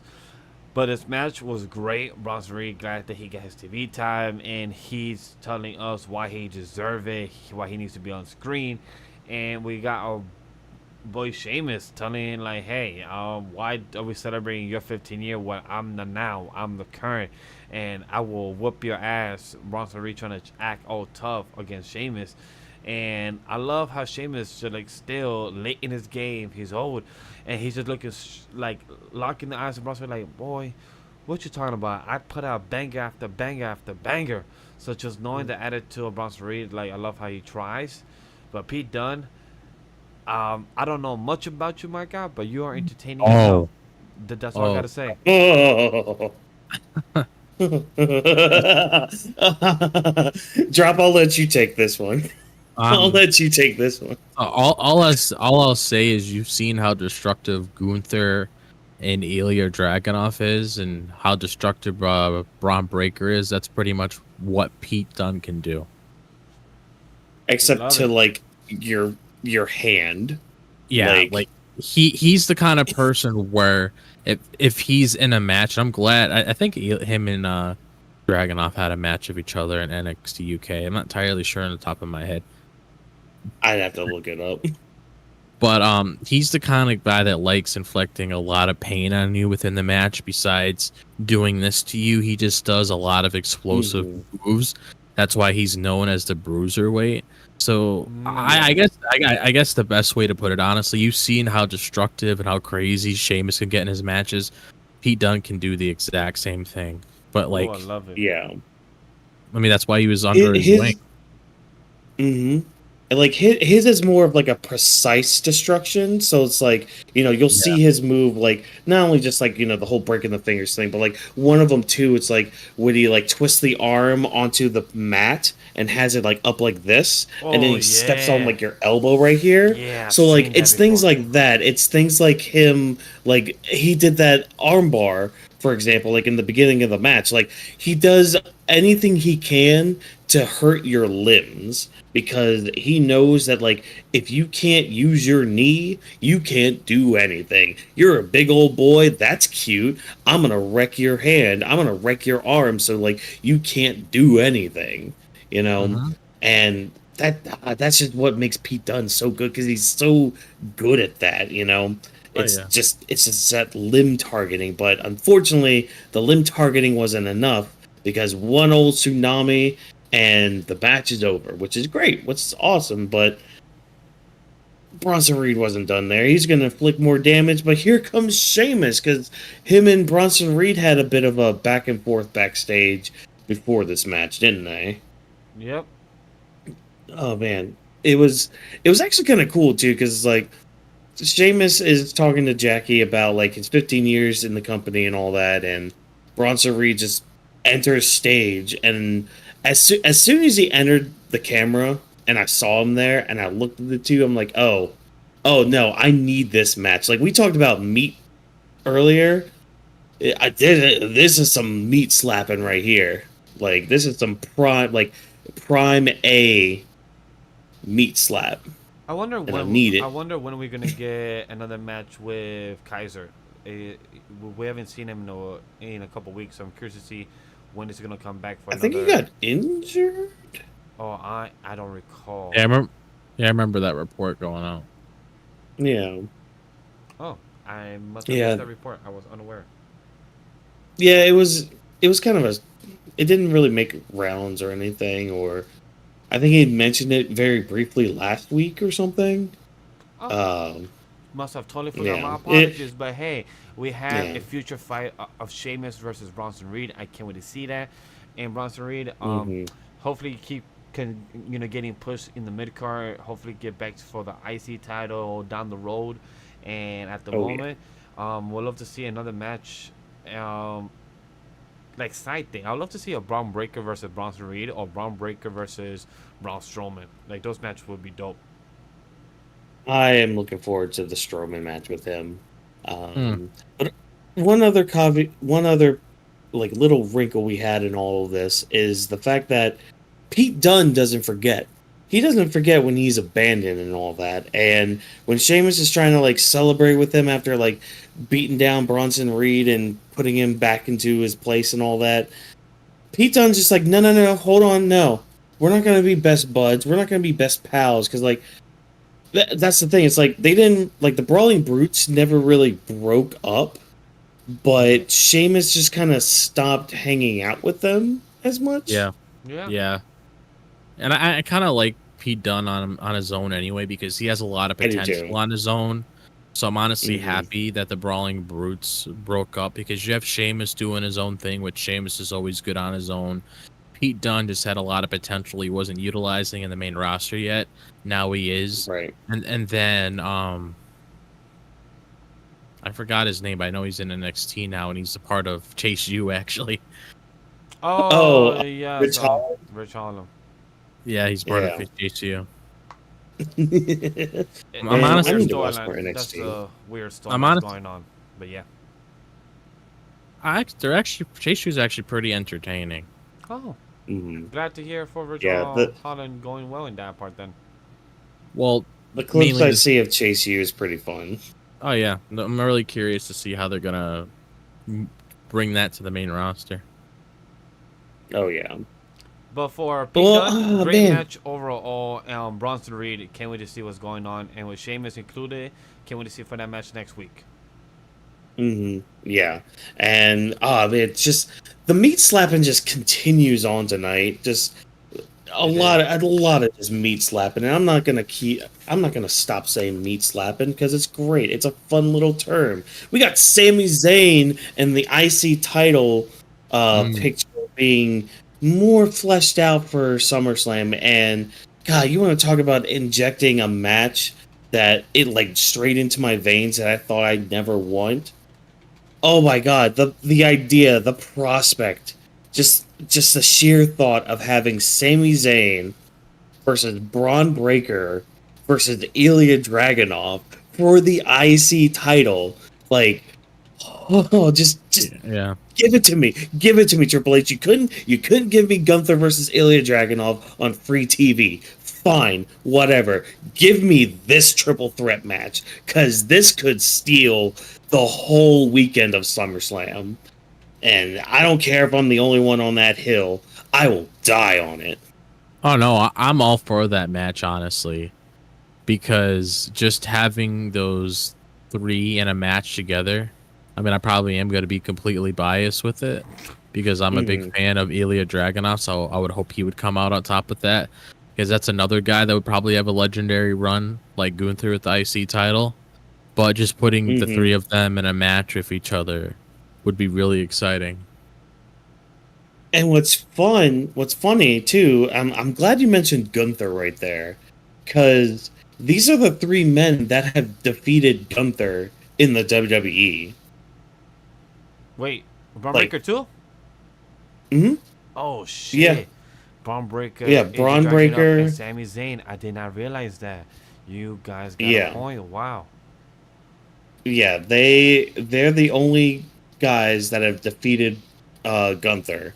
And the fact that they're also all possibly in this IC title picture, the same IC title that Sami Zayn took from Gunther, like, just the layers, much like an ogre has layers, much like an onion or a parfait has layers. This story has some layers to it as well, because it's like, okay, IIja Dragunov, he respects Sami Zayn, like he respects not only him but the title that he holds, all that stuff. Braun Breaker, he's a disrespectful son of a biz nacho, and he's just gonna do his overhead spear on everybody, and it just massacre the whole masses and all that. And then there's Sami Zayn, who, like, he even said in his promo earlier, it's like, okay, it's one thing to knock me down. Like, yeah, you can knock me down. Anybody can knock me down.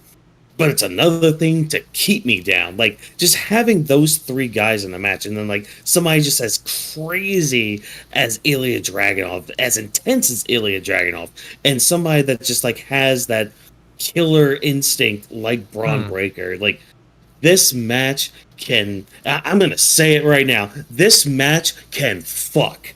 Like, it will, like, bend you over and just, like, have your way with you. Like, oh, just give it to me. Give it to me, Triple H. Give me what I want. I see you're very hyped for this match. You are very excited for this. You're thrilled, I can tell. As someone as myself who doesn't know much of the resume of Braun Breaker over the years at the PC and IIja Dragunov back at NXT UK and everything else, I am a more of a bias for Sami Zayn. I've seen him for the past 2 years in the Bloodline and after, and what he's been doing. Like Whawkins said in his promo, I also like the line he said that I'm not an underdog no more. I am a champion. I've been doing this for far too long, and I've been doing this right. I took down the Beast. I took down Braun Breaker, and I love that for, you know, Sami Zayn. He's shown that he got the cojones. He has what it is, and I love IIja being involved. Even when he came out, I was sad for 1.1 second of kind of missing our boy King Ricochet. Like, I miss him. I know he's not probably gonna show up anytime soon, or won't be anytime this year, but just love that scene when IIja Dragunov came out. Braun Breaker has that beautiful fucking speed. When he came out in that spin, he literally told Adam Pearce and the crew, yo guys, look up real quick. Who is it? Is it a dog? No, it's Superman. That's what I'm about to do. I ran across that whole ring and went to take down Sami Zayn, and it was a beautiful spear. His speed is amazing. The turn, I don't know if you guys saw, like, the turn he had at that second corner, like, just how tight it was that he was able to go from, like, going this way to that way. Like, like, the man is a It's hard beast. to do turns like that. He's a physical monster. Like, oh my god, just. If people have no experience of running and straight and then you curve, it's a hard turn to adjust in a running speed like Braun Breaker's doing in a ring, and you have to do it in a fast speed and then prepare yourself to do a spear. That's a tough athlete. Like, that's somebody who's been training nonstop to get that in the right momentum and know how to balance that so well. I even struggle saying he curved. It was almost like a 90-degree, like, bam, like it was tight. Like, oh my god, the man is a physical specimen. I was laughing when he pointed to. Exactly. Oh yeah. I feel like when I saw that scene, I felt like he was trying to do the joke, like, is it a dog? Is there a plane? No, it's Superman. Like, just punt it up there. It just felt like he was doing a joke or a bit, but he was, and then he just fucking ran. It's like, okay, cool. Oh man. But yeah, so Braun, you know, he interrupted Sami's promo. I kind of like how he didn't say a lot at first. He just kind of stared Sami Zayn down and all that. But yeah, Drop, how do you like his reasoning for getting a rematch? Oh, it was probably the best explanation ever, honestly. Yeah. Just like, I sort of saw that coming too, just same looking here. at how everything was getting built up. Yep. I was like, there's no way. Go ahead. I'm just happy he's getting presented correctly now. Oh, same here. It's like, I'm sitting here thinking, there's no way that they're gonna have this man Braun Breaker start showing someone respect, and then just No. walk out of the ring. There's no way. No. Come on, people. Yo, and plus Come on. the way it reminded me of that scene of AJ Styles saying like, "Hey, I'm gonna have my retirement. I'm gonna quit," and everything. Just having that scene, like, how can you get back to the front of the line? Just do a spear. Just just jump the dude. That's the easiest way to get in front of the line. I'm like, yeah, it worked for a few people. It worked for Braun Breaker. Just do a random spear, and then just start beating him up where the refs, the general manager, everyone comes out. So it works very well. Yeah. But and that's kind of how we got the setup for this Dragonuv Braun Breaker match for later on in the night. With because IIja came out to try to help Sami and all that after he had already gotten destroyed, which fine on you, IIja. But the match itself, like, not that it was bad or anything, but it was just one of those matches you can kind of tell they were holding back. And you knew that, okay, this match is going to end a little screwy, so, I can tell you guys are holding back just a little bit to kind of save for later on down the road for whatever match you guys have after tonight. So, I don't know if that was just a me thing, though, or... Yeah. I don't know. I'm just happy the IC title picture actually feels legitimate, though. You know what I mean? Mm-hmm. Oh, look how it was before. Because one of the things that people worried about the most is when Gunther loses that title, is it going to be how it was, like still on that path, or is it going to decline? And I'm glad that it's still at that same point that it was before, and that's probably one of the main reasons why Triple H did all those vignettes building up this title, and that's probably why he gave that title to Gunther, because he knows Gunther is somebody to trust to make that title feel important. So I'm happy the IC title picture is in good hands, because you got a lot of good mid-carders there. Even though most of these people that are in this mid-card right now are main eventers, like Braun Breaker and Sami Zayn and all of them. But you got people like Sheamus going after that, Pete Dunne, Tyler Bate. I remember I tweeted about this last year. Just having all these guys that go in the ring and they're just nasty when they get in the ring and they start doing all these explosive moves. I'm just really looking forward to that SummerSlam match. You never know what's going to happen. Oh, same here. Like, what do you guys want, like, for prediction? Because I know that's what you were saying earlier, Whawkins and Drop. Would you want that three-way of the Sami Zayn, Braun Breaker, and IIja Dragunov somehow gets involved to have? It seems like it's going threat? down that direction. I mean, I need it injected into my veins. What do you guys immediately. still expect for yes. Sami to win by the end of that match at SummerSlam, or do you think that's when he finally loses, or do you think he will still retain with two of a beast in that match? Do you think he, as the underdog, he will still win over that? See, my bias is torn between. I mean, either way, I would see Sami dropping it, but my bias is towards the other two, because I don't know. Like, that's why it's split, because it's just like, oh, who would I prefer to have that title on right now? Because whoever wins it is going to have a rematch with Sami. So it's like, okay, do we continue the Braun Breaker story with him, going over in the triple threat, and then a rematch, like a singles rematch with Sami Zayn afterwards? Because that's the other thing you got to think of too. What's the event after this? Yeah. Bash in Berlin.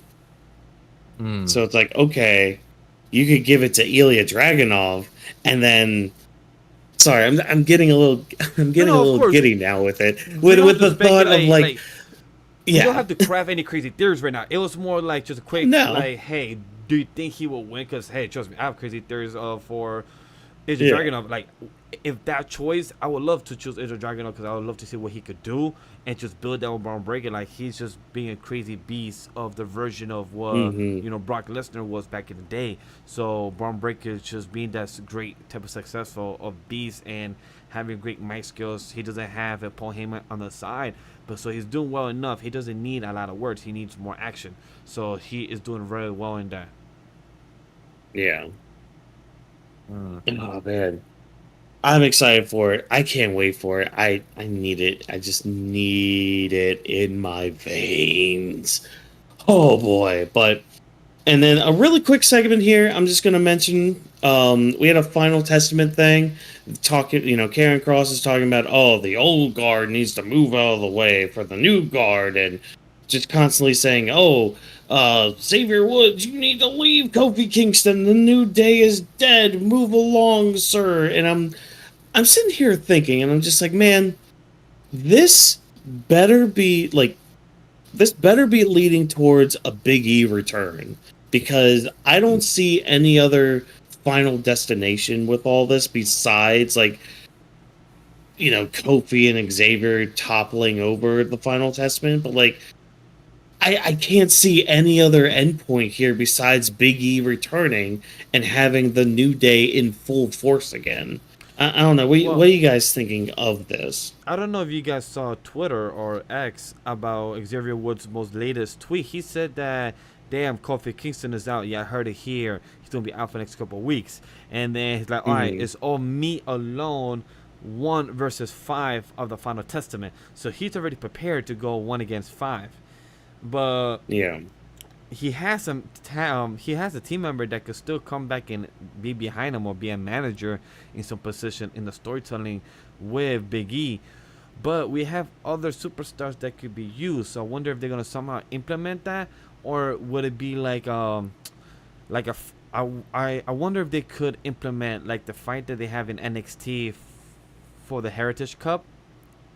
They have a 2 out of 3 rounds, I believe, or 3 out of 5 rounds. Okay. I wonder if they could do that with Xavier Woods, where they could have a 5 rounds where Xavier Woods is the only player on his side, but each round has to be for the Final Testament. Each opponent has to switch. Oh, well, that's just a gauntlet match right there. Oh, yeah, that's the word I was looking for. Thank you. I was trying to remember the gauntlet match, but that's what it was. A gauntlet match. Yeah. But Xavier Woods would be by himself. So that would be a cool type of fight or some type of stipulation being involved if they want to do something like that. Yeah. I will hope that if they want to do something like that and they don't have Big E because he's not fully recovered yet or whatever it may be, they could do something like that and it will still be entertaining. Mm-hmm. And the reason I'm harping on the whole Big E thing is I know he was supposed to have another checkup. I think, and you guys can correct me if I'm wrong with this too. I think it was around WrestleMania time he was supposed to have another checkup or something, but I don't think we've heard anything about that checkup, or he hasn't really given any updates. So that's why I'm kind of thinking because that's the other thing too is WWE's been really good, especially this past year, of keeping things under wraps. So it's the whole CM Punk coming back, that was kept under some tight wraps. With all these bloodline members coming in, like Tonga Loa and freaking Jacob Fatu. We had seen reports that they're coming and all that, but it's we never got reports. Yeah, exactly. It's just when, and then when they do come, it's there's no reports that were coming out. Which I mean, don't get me wrong, I like to be surprised and all that. But yeah, I'm just gonna bring it off to you real quick, Drop. What do you think of just this Final Testament real quick? And am I the only crazy one thinking that this should lead to a Big E return? Anything quick you have about this? It should, but I'm not entirely sure if he'll come back due to his health. Mm-hmm. I mean, story-wise, it makes sense, but I'm not sure if he wants to risk putting himself out there after that big injury he got. Yeah. And also, that's the thing. It's yeah. And also, I just really don't know where the story's going. Yeah. That's the thing. I don't see any other endpoint besides Big E coming back, and I mean, it's going to be hard to come back from an injury like that, because breaking your neck. He's lucky he's walking. Yeah. What do you guys I believe this may be a push just for our boy Xavier Woods to get his solo run. If this is an opportunity to Maybe. have his actual solo run and get pushed as a mid card and maybe finally goes for the IC title, that would be something nice to see if he tries to go for the IC title, because we have all the New Day, Kofi Kingston and Big E already have a main title and IC title under their belt. But Xavier Woods hasn't had that. They have only had a tag team belt under him. So if this would be a good opportunity to push him while two of them are out and he could go for the IC title or something down the line, I would love that. Yeah. But from one segment that I didn't really care too much about, I didn't either. to a match I really didn't care about, Damage Control versus Lyra Valkyria, Katana Chance, and Kaden Carter. I like Damage Control, but they're kind of, I don't know if floundering's the right word to use. Stale. Maybe. I word. honestly think they need a breakup. Yeah, they need to separate. Maybe at least Dakota Kai separates from them. Yeah, but they need something else, because what's going on right now with Asuka gone, with them broken off from Bailey, like it's just not hitting. It's not hitting like I used to. Yeah. Like I honestly feel like the highest they were was during this WrestleMania storyline with Bailey. Ever since everything finished with that, they just been lost in the loop, and Io's honestly been the only one that's really been shining throughout the entire faction when she's getting these qualifying matches and she's getting these big opportunities to go after these certain female wrestlers in their matches.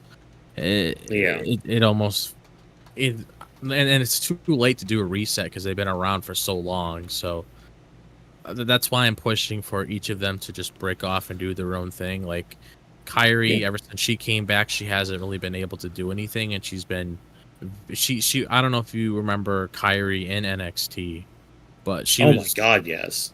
But Kyrie, she was magnificent. Like she's outstanding, just like how Asuka was. That's why when Triple H brought over a lot of these girls from Stardom, they were just outstanding because of their performance and stuff, and I really want to see them utilized in that way. And with Asuka being gone as well,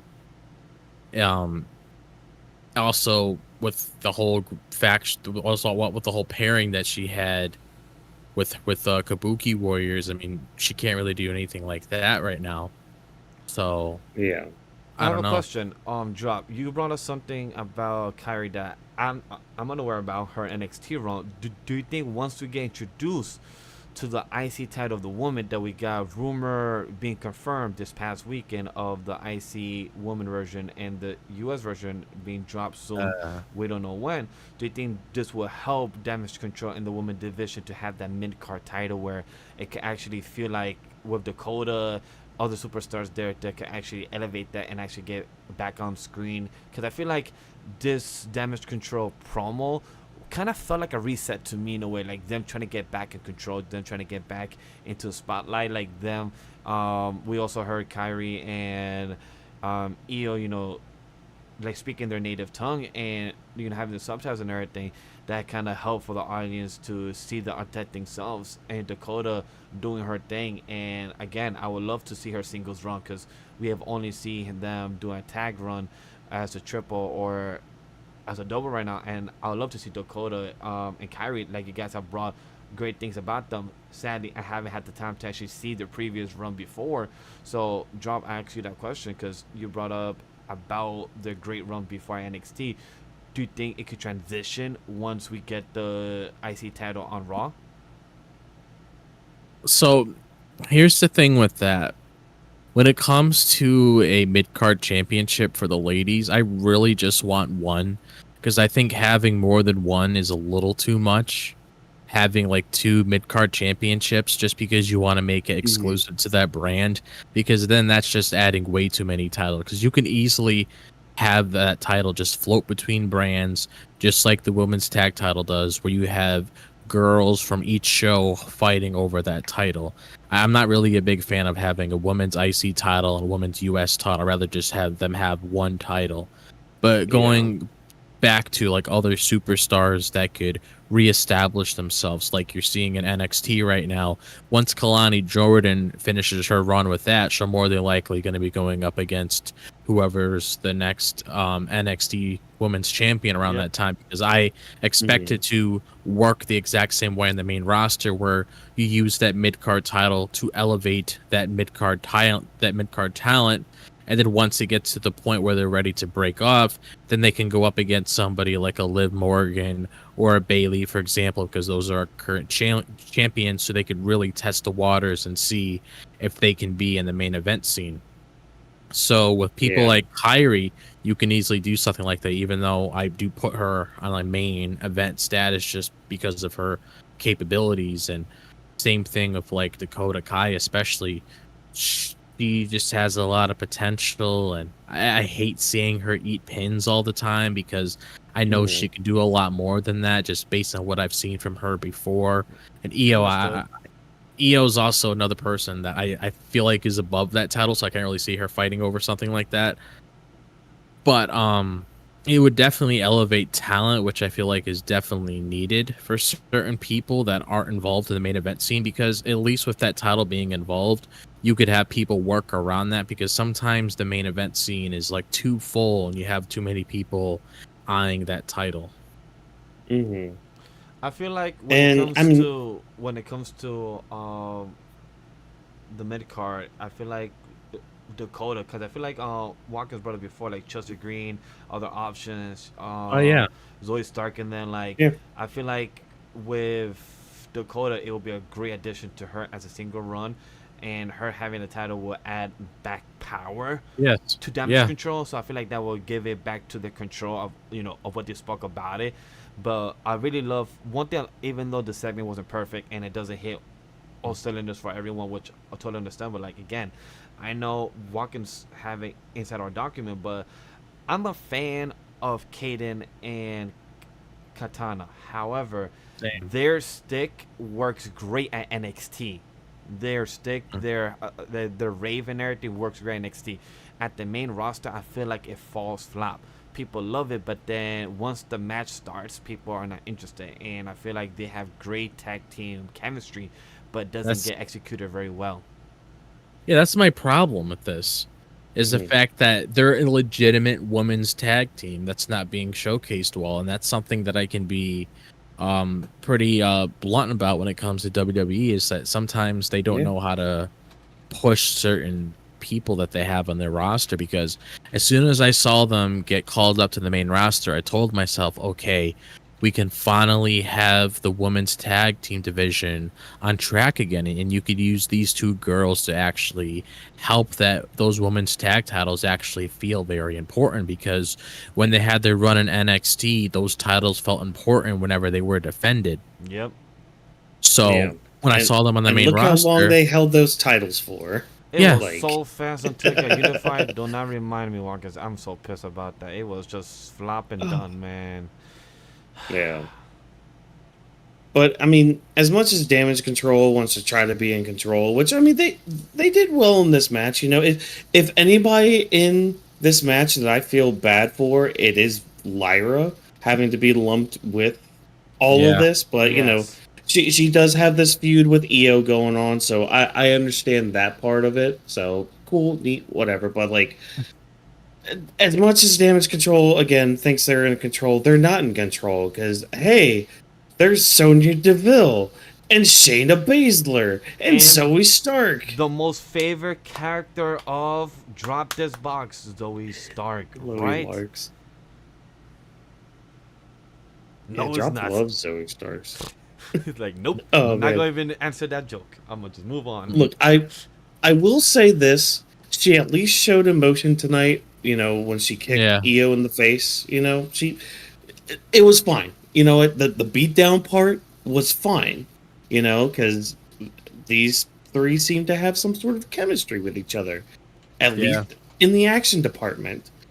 I agree. Then we get to the backstage interview. and they were kind of stumbling on their words. Yeah. It was kind of See, awkward. Yeah. Go ahead.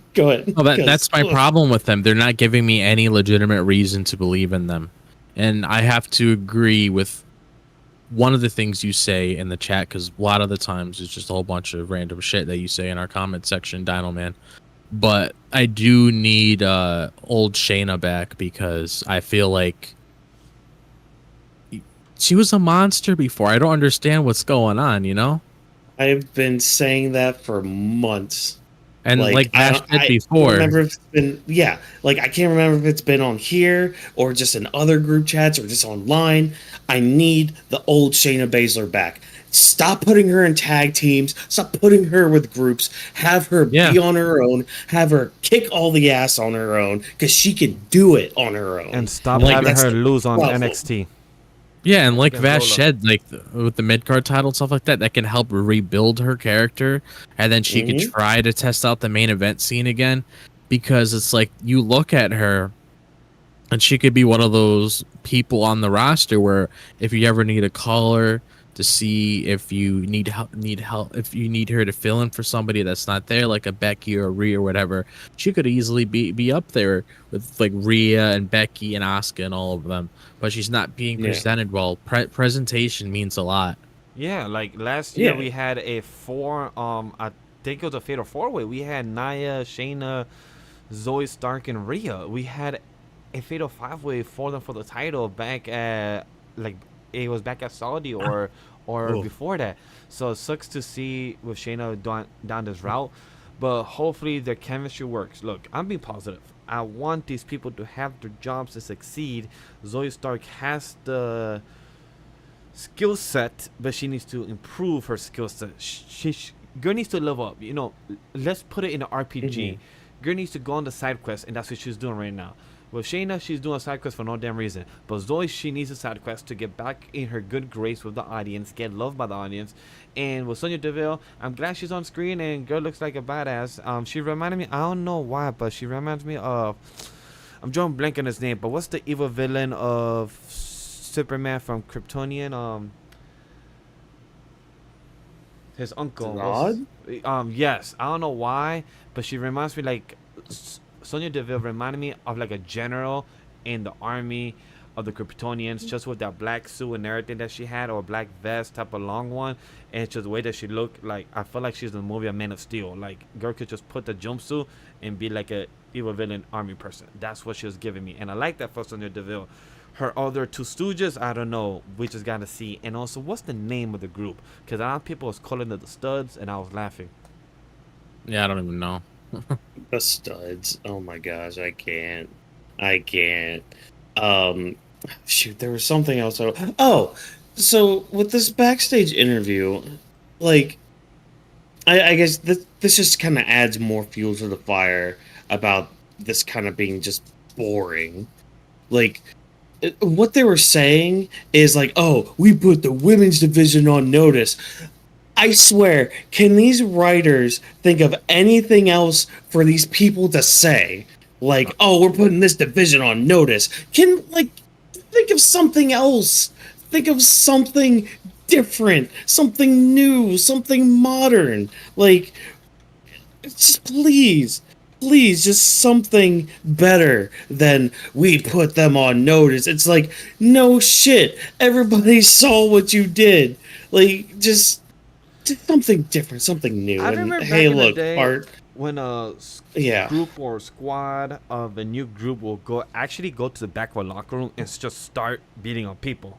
When, like, if you're gonna actually start putting people on notice and start knocking them out, how about have a segment like the Wyatt family where they actually put people on notice? They shot Chad Gable. He was out of commission. Somehow he had a miracle. So if you guys are gonna go put the woman division on notice, then put in fucking notice and actually get them to do the work. But you guess what? You didn't. It felt like you was cool. I'm being optimistic. I'm being positive. That's what I'm gonna say. Yeah, I mean, I'm just bored with it, and I mean, maybe they can improve upon it within the few weeks and all that, but I'm gonna leave it there because I mean they just started. You know, maybe nerves got a little bit on them. I mean, Sonya's been gone for a while, so I mean, part of it could be that too. Maybe a little bit of stage fright, being like, okay, well now we're doing this thing, and this is the plan going forward. Like it could be that too. So you know, I don't want to be too harsh on it, but it's just I would like I just want a reason to care. That's all. I would like to add one last thing. I want them to succeed in the best way possible because we don't have a lot of women teams up or women actual, some type of faction. So we only have Damage Control as the only woman faction that I'm aware of. So other than that, we have no other woman type of faction other than like mixed faction like the LWO, Legata Fantasma, and other ones like Judgment Day that has mix, but we don't have an actual standalone woman division. So I'd love to see a successful one like Damage Control that's been doing it for 2 years. I would love to see this done well, and best of luck to the ladies. That's all I gotta say. But I mean, overall, again, I thought Raw was fine. You know, it was fine. You know, had some storylines going through, some seeds being planted, and all that. Rhea Ripley's back, so that's the biggest thing coming out of this. We got some setup for next week. Things for SummerSlam are starting to take shape. We're starting to kind of see where people might be going, where they'll be placed at. Some people are still, up in the air, like Seth Rollins, like what is he going to be doing? But yeah, I mean, again, overall, I thought Raw was pretty good. Drop, what do you think of Raw overall? I thought it was a pretty good show. I mean, mainly I only cared about a couple things within it. When it comes to the CM Punk, Drew McIntyre, Seth Rollins story, the IC title picture, and also what is going on with Judgment Day and Rhea Ripley, Liv Morgan, and all that. But other than that, it was just a pretty decent show. Yeah. All right. What about you, Vash? How'd you feel about Raw tonight? I'm right now trying to be Dominic and ask for forgiveness to mommy. That's all I gotta do. Just ask for forgiveness to mommy. Say, hey, I'm sorry.